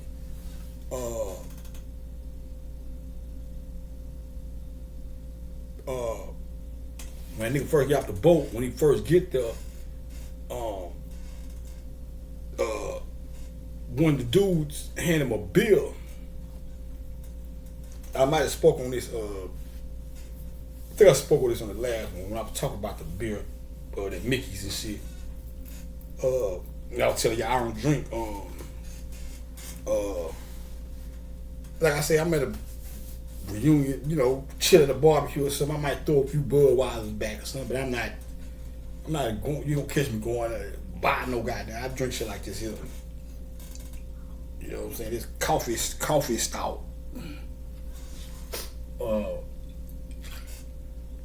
Dark beer. That's Irish shit right there. That's Osirian shit. Osirian is a little beer guard too. So, you don't want to get on your Osirian shit. You involve beer. You know what I'm saying? Wine as well. You hear like when you go into the Greek pantheon and all that shit, and Dionysus and Bacchus and all that, which are different forms of Osiris. They more so the wine aspect.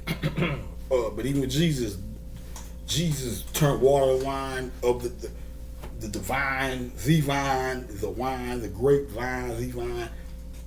So when people be out here talking about, you just stop drinking, it's like, no, drinking is spiritual. You just gotta know how to drink. You can't, if you don't know how to drink and not be an asshole, then you should not drink. If you don't know how to drink and function, don't drink. If drinking gonna fuck your life up, don't drink. But don't just because you got a curfew, nigga, don't be mad at it. Just because you got to be the nigga in the house at 10, you don't be the nigga in the window. Man, y'all should be in the house too. No, nigga, we out here. The party is at the party. We out here jamming, nigga. Sorry for you. Shit.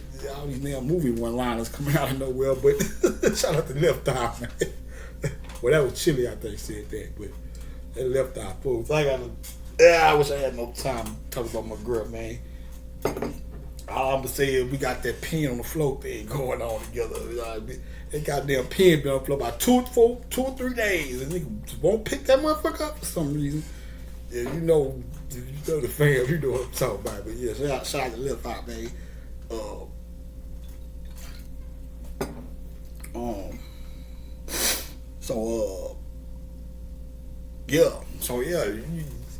You don't be the party pooper,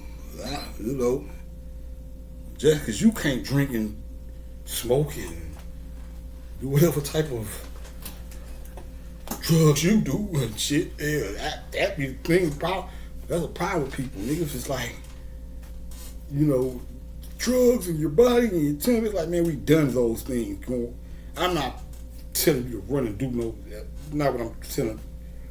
I'm not trying to sit here and advocate anybody, just any old geek off the street to get up and run and go do drugs now. But I'm just saying these things is like about moderation and how, not what you do, is how you do sometimes. So how you do what you do.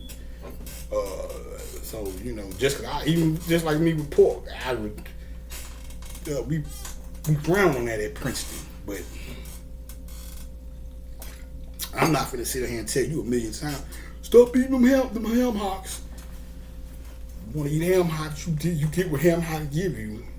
whatever the result of you ham hop in, that'll be your ass or whatever.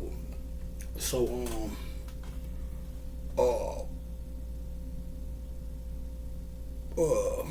yeah, all that shit. I say with that's what's called spirits. When you go just look on the side of the damn liquor store, specs and shit. Spirit, god damn it. So yeah, but looking the book coming forth by day, you'll see them boys talking about that being on Cyrus, as well as meat. Moderation though. So they sit at the table, but yeah, but that's why when he get into that bill, see, we not into. See, this is Osiris shit. Is dark beer, black. Really, I think how beer really start, real beer. This new shit, this Budweiser, malt liquor, especially that malt liquor and all that old shit. I can't fuck with that shit though. You know what I'm saying? You gotta drink too much. You gotta drink too much of it, and you gotta stay pissing and all that shit. Man, give me about another one of these, maybe two more. And really, this will give you a nice buzz or whatever. I've been drinking this bitch on shit since last night. Shit, just cause I ain't trying to get too crazy. But yeah, you trying to go there, you get you about two of them hoes, maybe three. Smooth sailing. But the taste is a little harsher. And this is what they be on, the Osirian shit in Ireland, that type of shit in them pubs, that dark beer. That's why when they get off that ship, they gonna get that nigga that beer. You gonna see him give him a black mug. He gonna hit that bitch and then he gonna spit it out. He gonna spit it out because it's dark. This shit here is like niggas that drink Budweiser and Bush and all of those shit.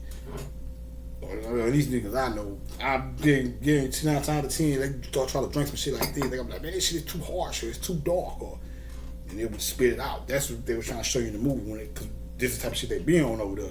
So when he gave him the cup and he hit it and he spit it out, it's because it was some of this type of shit. That dark, strong lager. That lager. Lager, nigga. That's what I don't drink Budweiser. Nigga, I drink lagers and stouts and shit. You know what I'm saying? Ales. So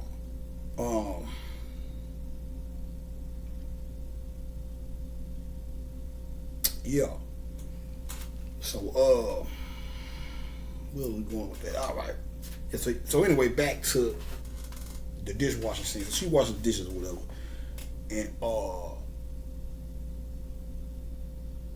she got the corner eye. She see her old man. He like sitting at the table like he distraught or whatnot, and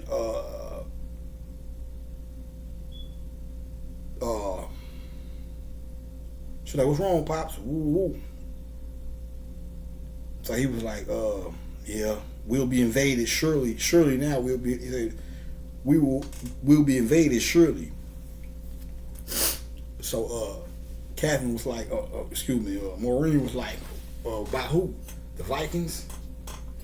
And he was like, no. Now this was the funniest part of the movie. All the other shit they were trying to do for comic value wasn't doing it for me. I said it respectfully, but this shit was the funniest part for me. When the old man was like, surely we'll be invaded. So she was like, by who? The Vikings? And the old man was like, nah,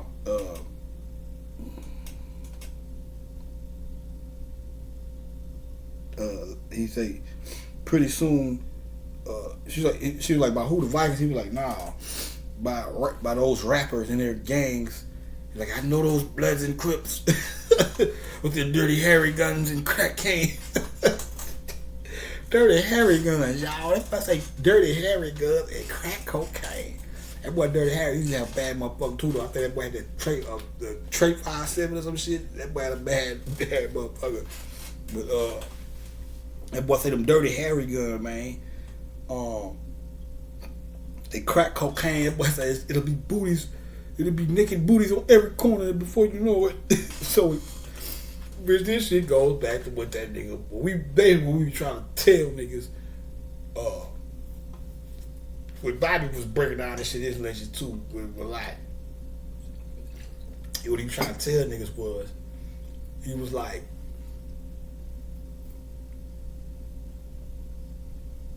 this is one of the ways that they turn motherfuckers against us is through image manipulation or this is probably where the first images everything comes from. Because like on one hand, when people come over here from foreign lands, and I've heard them say this, I think on mouth, a part of their indoctrination upon getting over here is nigga hate, or don't fuck with them niggas in America because they ain't shit. And when it's what they use to strengthen that tactic is the media and entertainment. So when they tell them, hey, stay away from those niggas, and not just that, not just the foreigners, but to keep the inner America or the people in America as well looking at niggas in a certain light, or niggas from a certain place through a certain light, but niggas, it all adds up to niggas. But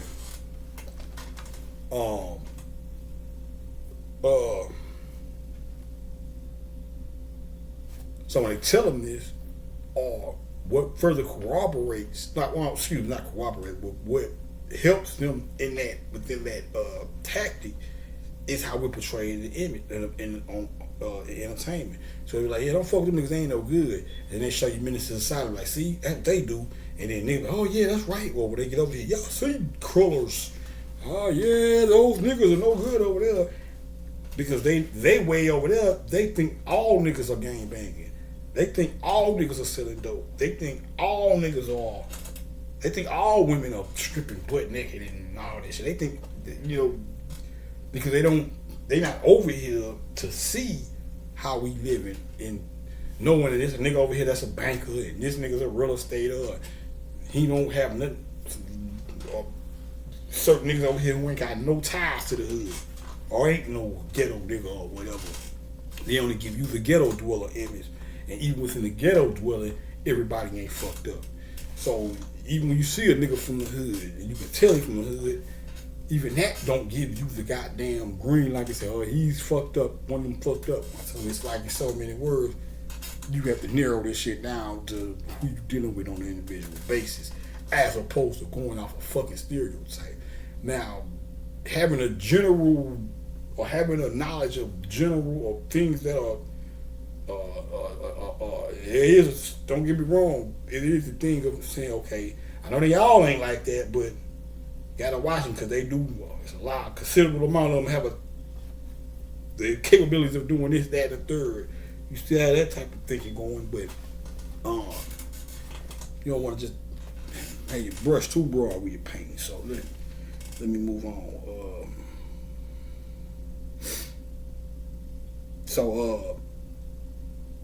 It's like, I know them Bloods and them Crips and them Dirty Harry Guns and that Crack Cane. Like I said, Crack Cane, but that's that could be the name of my first album, Crack Cane. My shit is Crack Cane 80s. Yeah, that boy say Crack Cane. So when you hear him going off and shit, you're like, oh, that's some old racist type of shit. But that's the trick of it. She was like, Father, I always thought you talk. When he was saying all that shit, she was like, she got mad. She was like, I thought you always taught me to have an open mind or whatever. What's wrong with you? And she got on his ass, and he was like, ha ha, I got you. So he was laughing. He was like, nah, I'm just fucking with you. He was like, and he started telling her what he was really fucked up about, or whatever. But that was just a joke or whatever. It was a good joke. But that nigga, but that's what Bobby, Shaz shit reflective of what Bobby was trying to say back in the game. He was joking with it in the movie, but what that movie was trying to show you is, that's how shit really be. Them motherfuckers, even not even as far as Ireland, just motherfuckers that's not from the hood. A motherfucker might have been raised up in the suburbs of America and not know, or may have never came in contact with black folks, or don't come in contact with black people like that. So they'll probably think that every nigga is like the niggas that they see on TV. Even though over here you more in, it's more, you have a better chance of understanding it ain't like that because you're right here on the turf with us. But if you're not connected to the turf, or if you don't, I think we're a little bit more sophisticated than that shit these days as well. So that's why I'm kind of taking my time with this shit. But just for the sake of the whole conversation, certain motherfuckers may think that, well, we'll just say, long story short, the way you're perceived by people in real life can be help or harm via how you're perceived or you're presented to people through entertainment or whatever.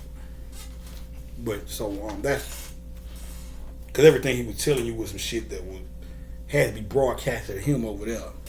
So anyway, so she said, I can't believe you saying that, blah, blah.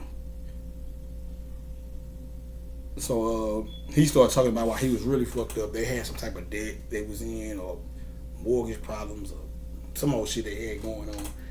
Like I said, you watch the movie, you'll get all the details on that. But so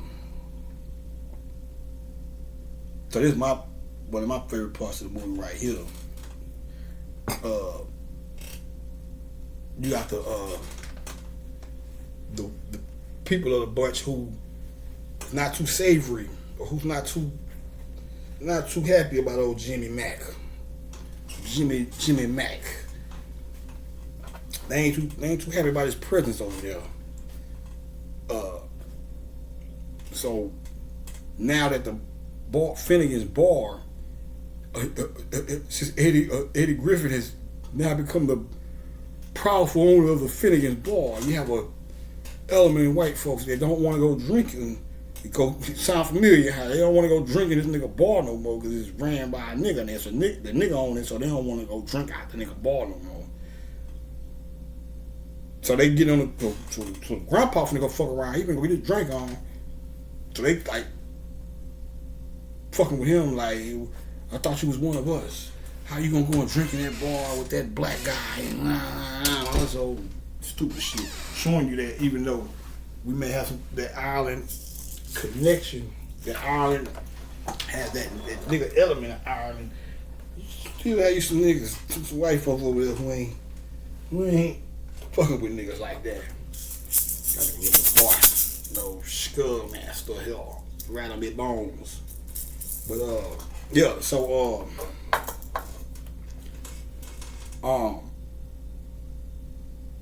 the villain, yeah, they don't want no drink from the bar.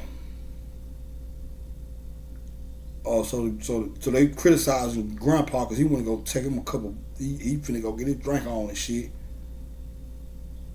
So one of the motherfuckers said, "I thought you was one of us," and he said, "Well, as far as my birth certificate is concerned, at least that's my birth." The Grandpa responded, "That's what my birth certificate says." So he trying to tell you, yeah, it might sound white on my birth certificate. But who the fuck knows just what he's implying when you read between the lines. So he said, so he started giving them niggas a lesson. Like he's like the elder trying to school them young punks. You know, he was like, he said, he said, don't y'all know that in America we were called the Irish. He said, we were called the green niggas. That's Osiris. Green niggas. Green niggas. That's Osirian right there. The toasted Irish. Now, mind you, I saw this after I did the breakdown, or after I figured out why they call toast in Mad Max. And then I saw this bearing witness to what I said. Mind you, all that shit I said about Mad Max, about her reason her name was Toast, my shit all came from right here. I literally have to like, man, why they call her Toast? And I had to do the math. So you know it, here this nigga come again, corroborating what I said about what toast means in regards to this or whatever. And within this context. He said they called us the green niggas, the toasted Irish. He said up until the 50s, you still seeing sign up until the 50s in Europe. I think in England he said you still seeing signs that said no blacks, no dogs, no Irish. So he said when Kennedy was president, it was said that Irishmen were almost white, as to say that a lot of them are still have their strong element of the mother and father civilization in them, the niggas, nagars.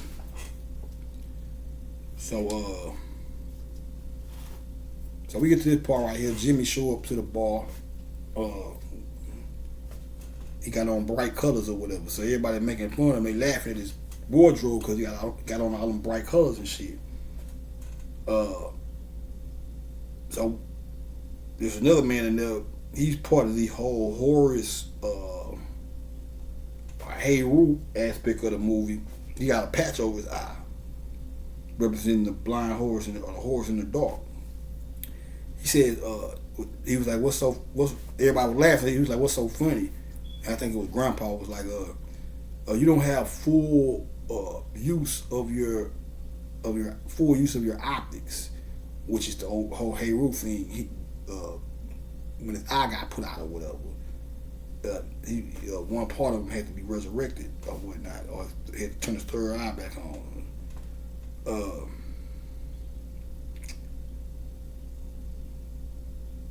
So this nigga get on stage right after they say that about the optics. He get on stage. That's when he started doing the impressions and shit. And then he said, "Okay, I'm gonna no." No, I'm lying. That's when I think it's before the impressions. He was like, "I'm gonna do some Jesus shit. I'm gonna do the Jesus thing. I'm gonna resurrect some people and blah blah blah blah blah blah." They trying to show you that this, because the Jesus thing comes from Heroux or Osiris or whatever. So they trying to show you the whole resurrection thing. He represented the resurrection of the Heroux, but he's also representing the resurrection of the Father through him being the Father, stepping in the place of the father of the little girl who died. The little girl playing the Heroux baby Horus. So he'd be representing more so the elder Horus, and she'd be like the baby Horus or whatever.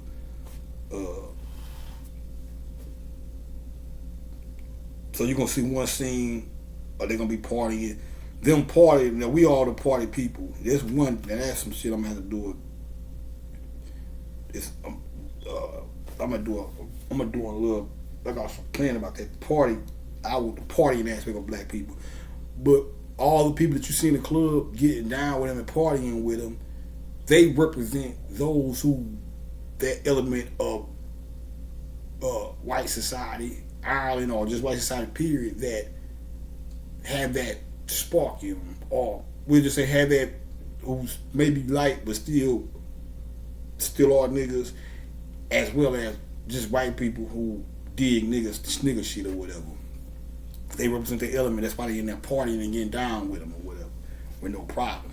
Or you got the outsiders asking Pops why he going in there to drink in a nigga bar, or a new nigga bar, whatever the fuck you want to call it or whatever. It's really a titty bar, but I ain't got no license for it. Yeah, man. That boy there, man. Y'all finna find out who that. That's a bad motherfucker right there, boy. That's a bad jam. I ain't gonna even put y'all on that. You just have to find out. If you know, shit. Man, holla at your dog. So you got the man with the one eye. He was looking at, now this scene was funny because he was looking at Jimmy like he ain't like him or something. So I ain't know why you looking at him like that. But then when you look behind his head, you're gonna see him, and then behind him, or in his subconscious, you're gonna see, which he may very well kind of represent, yeah, because Because the murdering of Osiris corresponds to the putting out of the eye of Horus, which they both rebound from or resurrect from. So he could be a representation of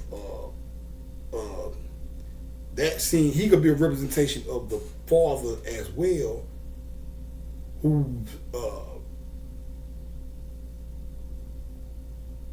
make the father that made the transition, but is still dreaming of Maureen and his daughter. Because when you see the scene, you gonna see him. He gonna be looking at Jimmy, but then behind him, like almost have to say in his subconscious mind, the back of his mind or whatever, but way out. But in the back of him, you gonna see Maureen and Catherine, the little girl, playing or whatever. So the little girl representing Horus, the Lord of Silence, the baby Horus. Then you got him with representing the blind Horus in the dark. Right there, looking at Jimmy or whatever. So yeah, Jimmy looked past him and they saw Kathleen and the mother playing or whatever. Kathleen and Maureen. All that shit is crazy. Maureen, Kathleen, Lean, Finnegan. That's a brand of lean. That shit wild. Finnegan's. So yeah,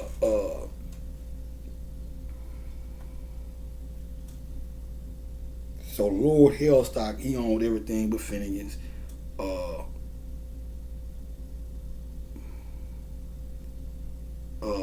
He owns everything but Finnegan's. So now come to this scene where Maureen and Eddie, they walking and talking or whatever, and she's, I think she's telling them the story about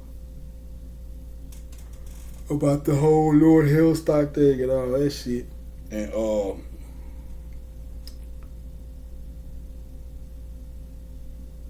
she telling them like, now this is where you draw the parallel between, and it's really, because even our oppression of America was ordered down through England or whatever. They was still had their thumb on this shit. But when she get to telling him about the you know, how the English be doing them dirty with it, or Lord Hellstock, who's an Englishman, she telling him why they don't like him or whatever. And then he says, I see why y'all hate the English. So while she's giving him the version of their oppression as Irish people, he goes into his version of our oppression or whatever in America, showing you the parallel between the two. So he's like, we were put in slavery or whatever, blah, blah, blah, and they let us go, and they promised us some money or whatever, or they promised us 40 acres and a mule, and 40 acres and a mule, and so she was like, they promised us 40 acres and a mule, and niggas started, he said, everybody started singing and dancing, blah, blah, blah, blah. And then she was like, well, what happened after that? He was like, well, people still dancing. Now, we can get into some shit right here. So I can rub y'all niggas the wrong way with this one.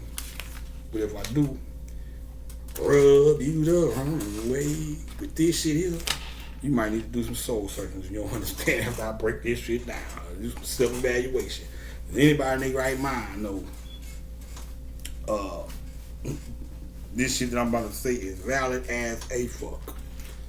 Now, talking about this reparation thing, right? Which is a sucker's game.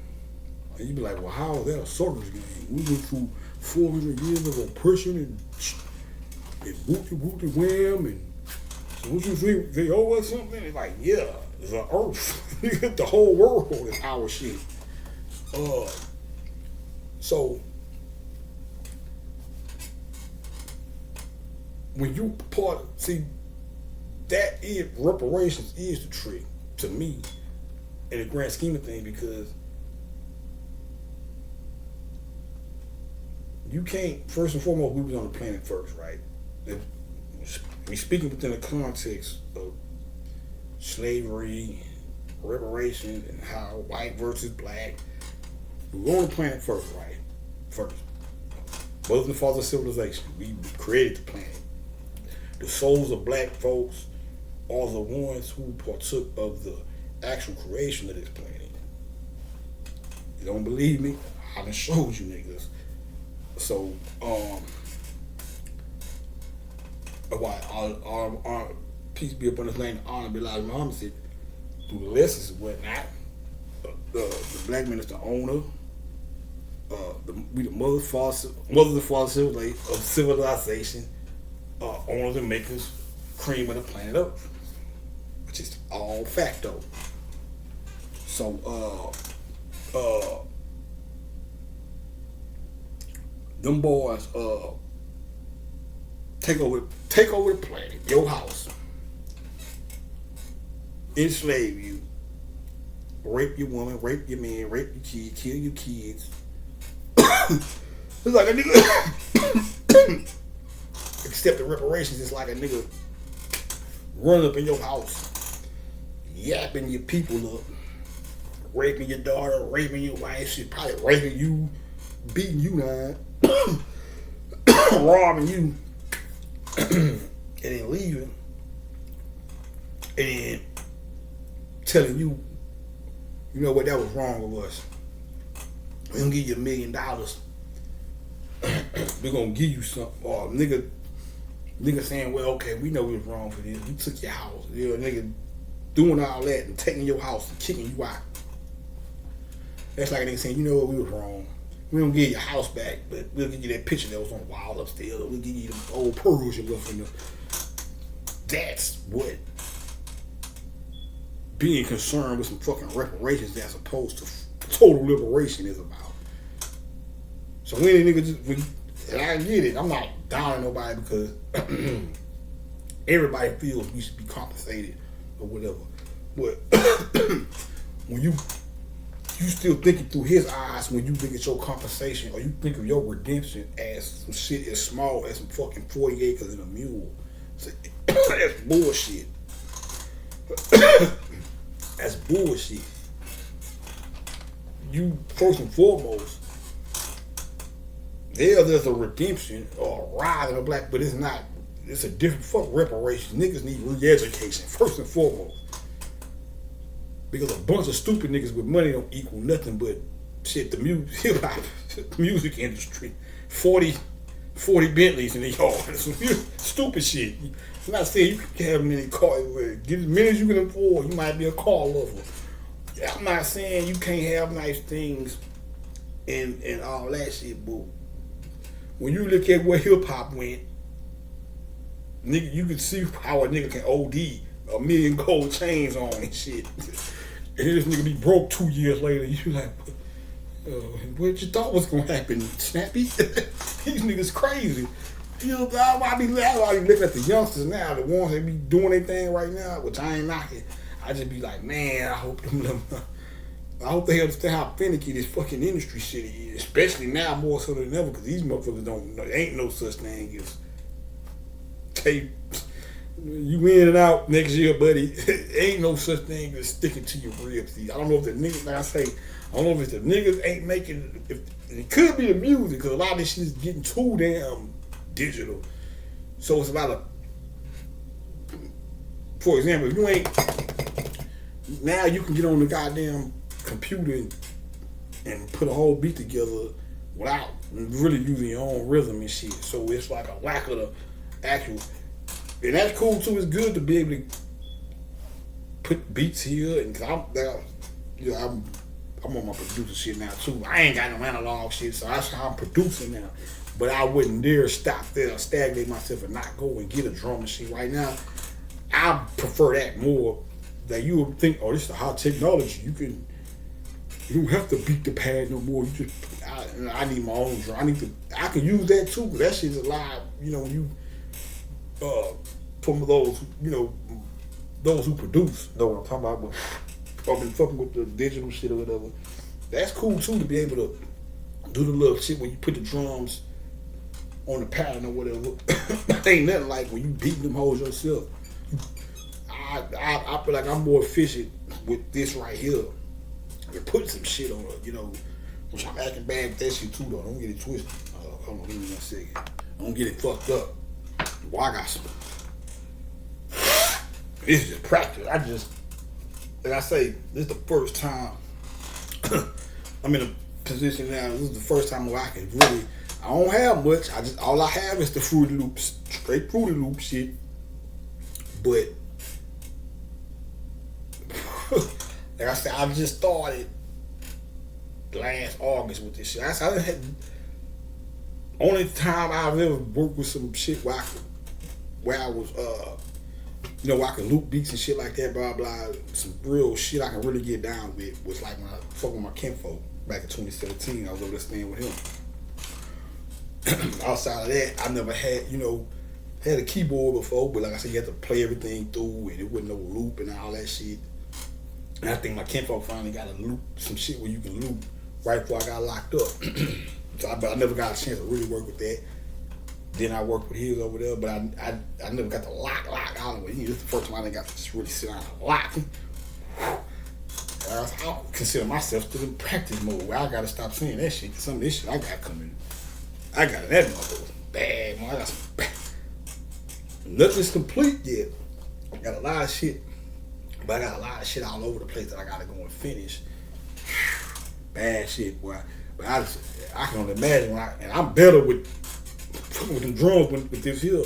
But I done found my way around that shit, so it's popping. But the fuck I was talking about that shit for?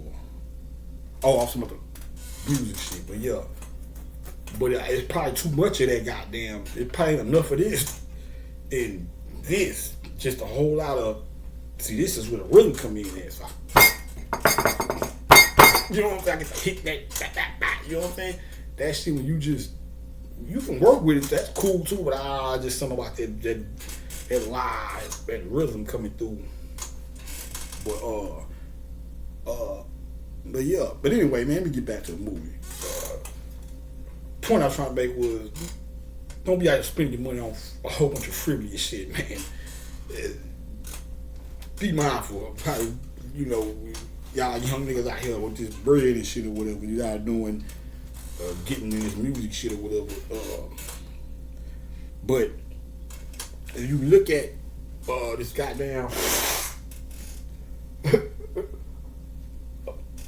anyway, a bunch of stupid motherfuckers with money is just a bunch of motherfuckers with money ain't necessarily the answer to everything. Or whatnot. So that's one thing. But two, your objective should be total liberation and the restoration of the planet to the rightful owners of the motherfucker. You don't hear niggas talking about that. They stop at reparations. That's a nigga mentality. We've been so raised them on a survival level, it's to the point now where it's like,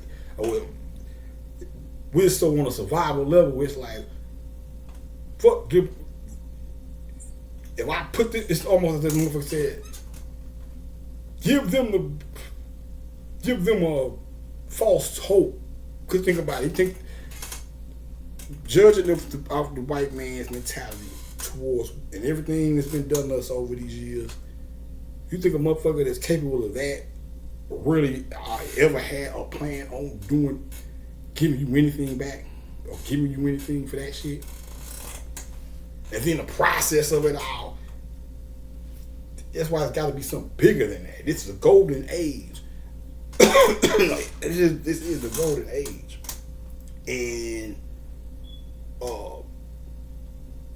everything goes in cycles. So we come out of a cycle where we fucked up, right?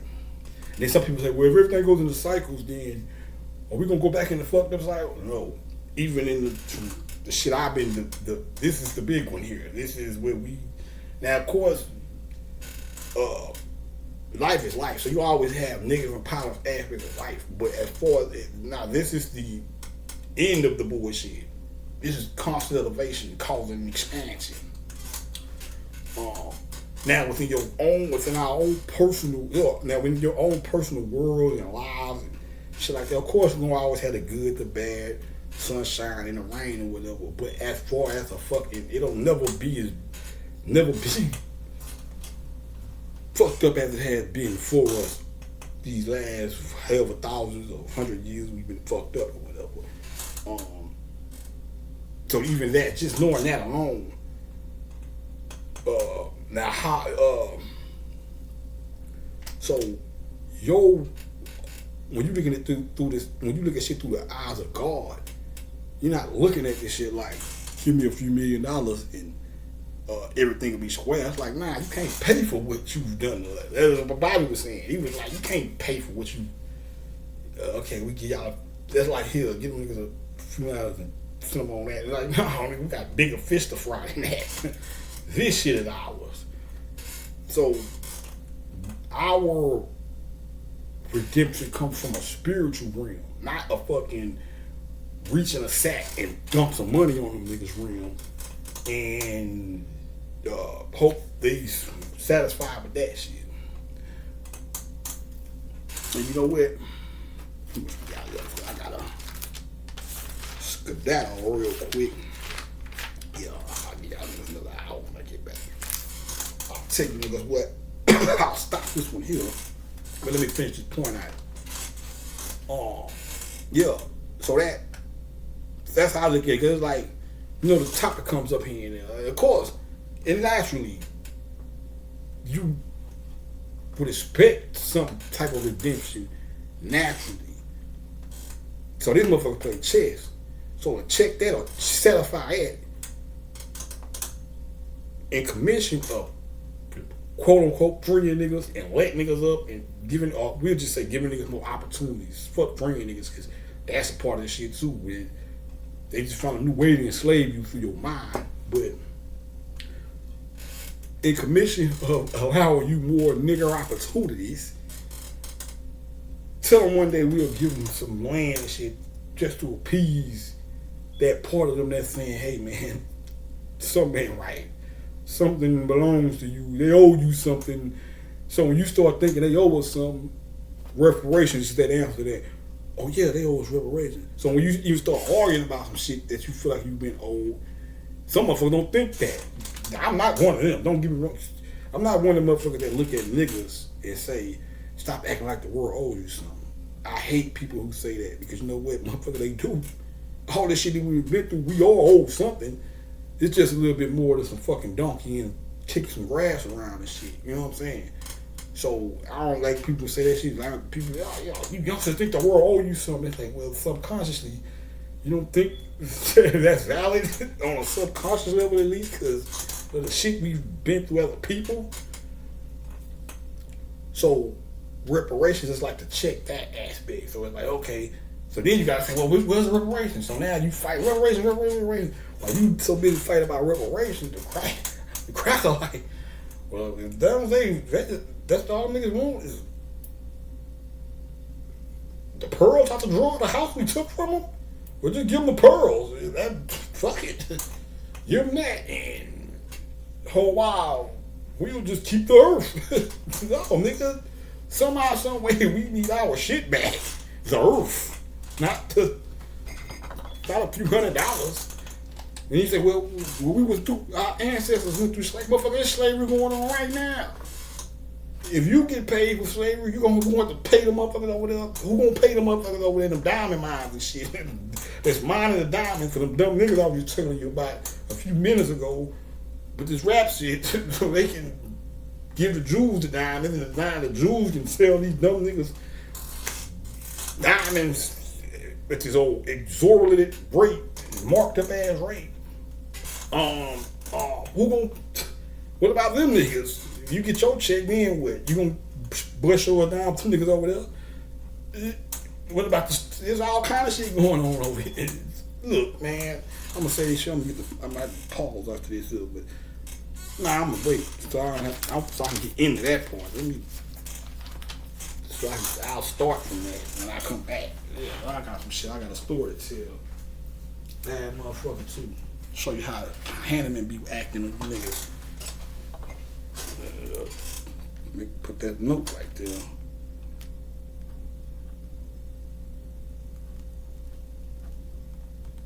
Alright. And I'll be back with another bad motherfucker. But y'all niggas relax. It'll be soon too. It ain't gonna be a million years, but I'll be back.